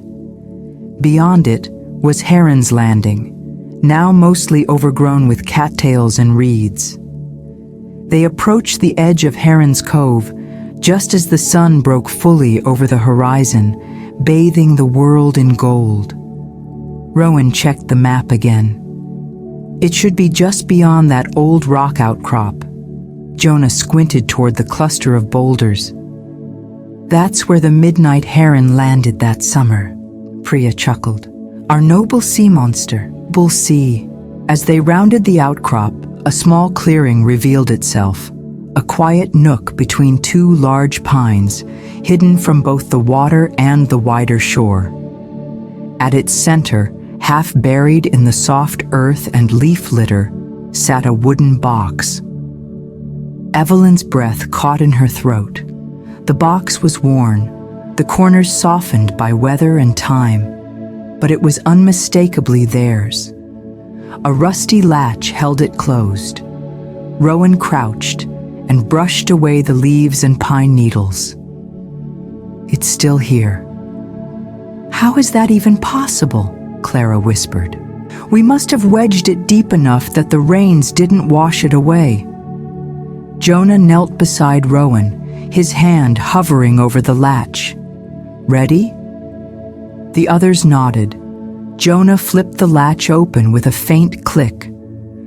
The lid creaked as it lifted, revealing the contents inside. There wasn't much. A few objects carefully placed in the box all those years ago. A compass with a cracked faceplate. A friendship bracelet, its colors faded. A small bottle of lake water, long since evaporated, leaving only a residue of memory. A folded piece of paper. Rowan picked up the paper carefully. It had yellowed, but remained intact. He unfolded it and read aloud. "To our future selves, if you found this, it means you remembered. Not just this place, not just this box, but the promise we made, that no matter where we go or who we become, we'll find our way back. To this lake, to these friends, to ourselves." A hush settled over the group, deeper than silence. Priya knelt beside the box and touched the friendship bracelet. We made this for Clara, the summer she lost her first guitar pick. Clara smiled through tears. It was my good luck charm for years. Mateo picked up the compass. We passed this around when we got lost on the trail behind the boathouse, and vowed we'd never get lost again, Jonah added. Even though we did, many times. Rowan looked around the group, his voice steady despite the emotion in his eyes. But not where it counted. Evelyn placed her hand over the edge of the box. The wood was cool beneath her palm. We didn't just find a box today. We found proof that we've kept our promise. Even when life tried to pull us away, the sunlight filtered through the pine branches, dappling the box, the objects, and the 6 friends who had gathered around it. Clara's guitar strap creaked softly as she shifted. I have a new idea. She reached into her bag and withdrew a small blank notebook. Let's add to the treasure. She passed the notebook around. One by one, each person wrote a single line inside. Clara. The music never stopped. Mateo. Courage is returning again and again. Priya. Roots and wings can coexist. Jonah. The story continues. Rowan. The fire still burns. Evelyn. Joy is here now. When the notebook returned to Clara's hands, she slipped it carefully into the box alongside the old keepsakes. Rowan replaced the bracelet and compass before gently closing the lid. Jonah pressed the latch down firmly. Let's leave it here, for the next time. Or for someone else to find someday, Priya added, to remind them that promises can last. Rowan smiled. Agreed. They stood together, lingering for a moment longer, committing the scene to memory. The golden morning light, the scent of pine and damp earth, the sense of something complete, yet not finished. Jonah finally broke the hush. We should get back. Breakfast is waiting. And coffee, Mateo added. We've definitely earned coffee, Clara chuckled. And another song, I think. They turned back toward the cottage, their footsteps quiet but sure. Behind them, the box remained hidden beneath the pines, a silent guardian of past promises and new beginnings. As they walked, the sun rose higher. The world brightened. And Evelyn, stone still tucked safely in her pocket, felt a sense of peace settle in her chest. This wasn't the end of the story. It never would be. By the time they returned to the cottage clearing, the sun had fully risen. The lake shone silver and gold beneath the widening sky, the last remnants of mist burning away in the warmth of morning. Birds flitted between branches overhead, their bright songs mingling with the soft rustle of the trees. The picnic table, now cleared of last night's feast, had been set with a new, simpler spread. A basket of fresh croissants and pastries, jars of local jam and honey, a platter of apples and pears, and most importantly, a large carafe of steaming coffee. Mateo sighed with exaggerated relief. Bless whoever got this ready. Rowan lifted his hand. I might have prepped a few things before the sauna, just in case we stayed up all night. Priya reached for a croissant. Rowan, you've thought of everything this weekend. Just trying to keep my title as best host intact. He winked. They gathered around the table, pouring coffee into mismatched mugs. The warmth was welcome, though none of them were particularly cold anymore. A deep, steady contentment had replaced the earlier chill. Jonah leaned back, sipping slowly. I can't remember the last time I watched the sun rise with friends and didn't immediately have to rush somewhere. That's because life doesn't usually give us these pauses, Clara said softly. We have to make them ourselves. Like we made this one, Evelyn added. They ate quietly at first, the weariness of a sleepless night settling into their limbs, but not their spirits. Even the familiar clinking of mugs and rustling of bread wrappers seemed gentle, part of the easy, unspoken rhythm they'd found together. Priya set down her coffee. Do you think we'll always come back? There was no hesitation. Rowan spoke firmly. Yes. Jonah nodded. It might not be every year, but we'll return. Clara glanced toward the old flag, still fluttering lightly at the edge of the clearing. We've built something here that doesn't fade. Mateo smiled. Our roots are deeper than distance or time. Evelyn felt the truth of those words settle inside her. It wasn't just nostalgia that had brought them back. It wasn't even tradition. It was choice. Again and again, despite life's unpredictability, they had chosen to gather, to share stories, laughter, music, food, and sometimes silence. The choice was what mattered. Rowan stood, brushing crumbs from his hands. Before we start packing up, there's one last thing. He walked over to the picnic table and lifted a small wooden frame. Inside it was a simple, hand-drawn map, a reproduction of their original treasure map, freshly inked with clearer lines, but preserving all the youthful landmarks and the question mark where they'd found the box. Thought we could keep this here, Rowan said, holding it up. A reminder, for us, and maybe, someday, for the next generation of explorers. Jonah took the frame, running a finger along the edge. A map of where we've been. And where we'll go, Priya added. Rowan placed it gently on the table, anchoring it between the coffee mugs and the basket of fruit. It stays here, so even when we leave, a part of us remains. They sat for a while longer, letting the day stretch around them. The tasks of folding blankets, gathering dishes, and tidying the clearing could wait. Clara retrieved her guitar and played softly, no lyrics this time.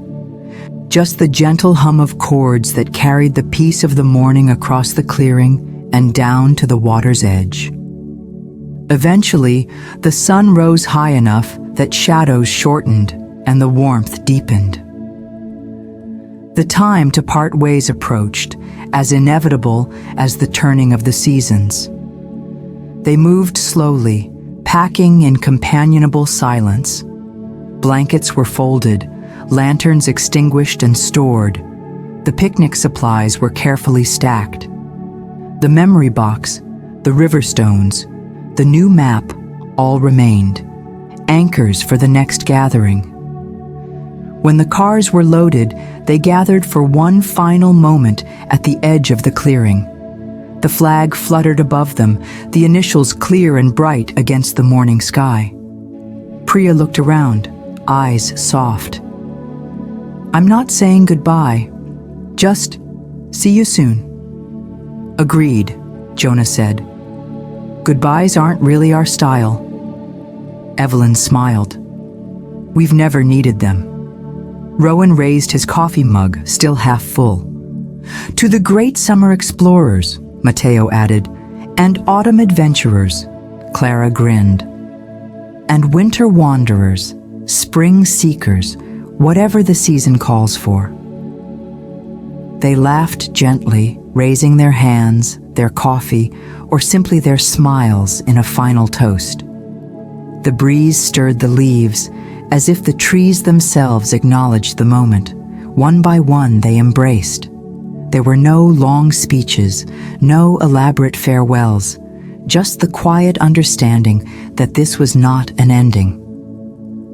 Evelyn was the last to turn toward her car. She paused at the edge of the clearing, looking back at the stump, the flag, the empty fire pit, and the still surface of the lake beyond. Her river stone rested deep in her pocket. "I will remember. I will carry this forward. I will return." She smiled to herself, then followed the others toward the waiting road. And behind them, the lake held their promises. Quiet, steady, timeless. The cars pulled slowly down the gravel driveway, wheels crunching softly beneath the canopy of trees. The shadows of the forest shifted as the sun rose higher, filtering through leaves now tinged with the first hints of autumn. Evelyn's car was last in the line, her window down to catch the cool morning air. As they neared the bend where the driveway curved toward the main road, she glanced in her rearview mirror one final time. The clearing had vanished from view, tucked back into the trees, as if it had never existed. Only the flag's bright fabric fluttered briefly through a gap in the branches before it, too, disappeared. Not gone, she reminded herself, just waiting. Ahead, Jonah's car slowed at the stop sign where the gravel met the paved road. One by one, the others turned east or west, depending on their routes home. Each raised a hand or flashed headlights in a casual salute before vanishing into the day. Evelyn found herself alone at the intersection for a moment longer than necessary. She rested her hands lightly on the steering wheel, letting the quiet settle. The river stone from the sauna rested in the cup holder beside her. It was smooth and cool again, the warmth from the sauna long faded. But it no longer felt like just a keepsake. It was a marker, a promise. As she turned onto the main road, she could feel the shift. The gathering was behind her, the work ahead, the wider world calling once more. But something had changed. It wasn't just that they had reconnected. It was that they had reflected. They had taken stock of who they'd become, not only honoring their younger dreams, but understanding how those dreams had grown, shifted, matured. And now, Evelyn thought, we carry those dreams forward. She drove in silence for a while, the road winding through small towns and stretches of golden fields. Her thoughts replayed the images of the past 2 days. Rowan's steady hands opening the memory box. Clara's clear voice carrying her new song into the starlit night. Jonah's quiet courage as he named his long-postponed story. Priya's revelation of a desire for roots, not just wings. Mateo's dream of a cafe becoming a tangible plan. The stones circled on the stump, holding promises like the seasons themselves. Her phone buzzed softly where it rested in the console. A message from Priya. Let's not wait too long for the next chapter. Evelyn smiled and typed a quick reply at the next stoplight. We won't. I'm already thinking about the next gathering. As the miles slipped by, a gentle certainty replaced the bittersweet ache of departure. The lake was still there. The stump, the sauna, the rowboat, the fire pit, the flag. All the places and traditions that had once seemed fragile now felt like anchors, tangible proof that some things could endure, not despite change, but because of it. They would return. Maybe not every season, maybe not even every year, but they would find their way back. And when they did, they would not just recount memories, they would build new ones, new songs, new stories, new risks, new joys. The journey ahead might scatter them again. Work, family, unexpected detours. But those were details. The foundation was set. She rolled down both windows as the highway stretched into a long, open curve. The breeze tangled through her hair, carrying the last traces of cedar and lake water from the weekend. In the distance, clouds gathered over the horizon, not ominous, but promising the change of seasons. Summer yielding to autumn. Evelyn pressed her palm briefly against the river stone. Whatever comes next, I'll remember who I am and where I can always return. As the lake receded behind her, it whispered, not in sadness but in steady assurance, go forward, and when you need it, come home.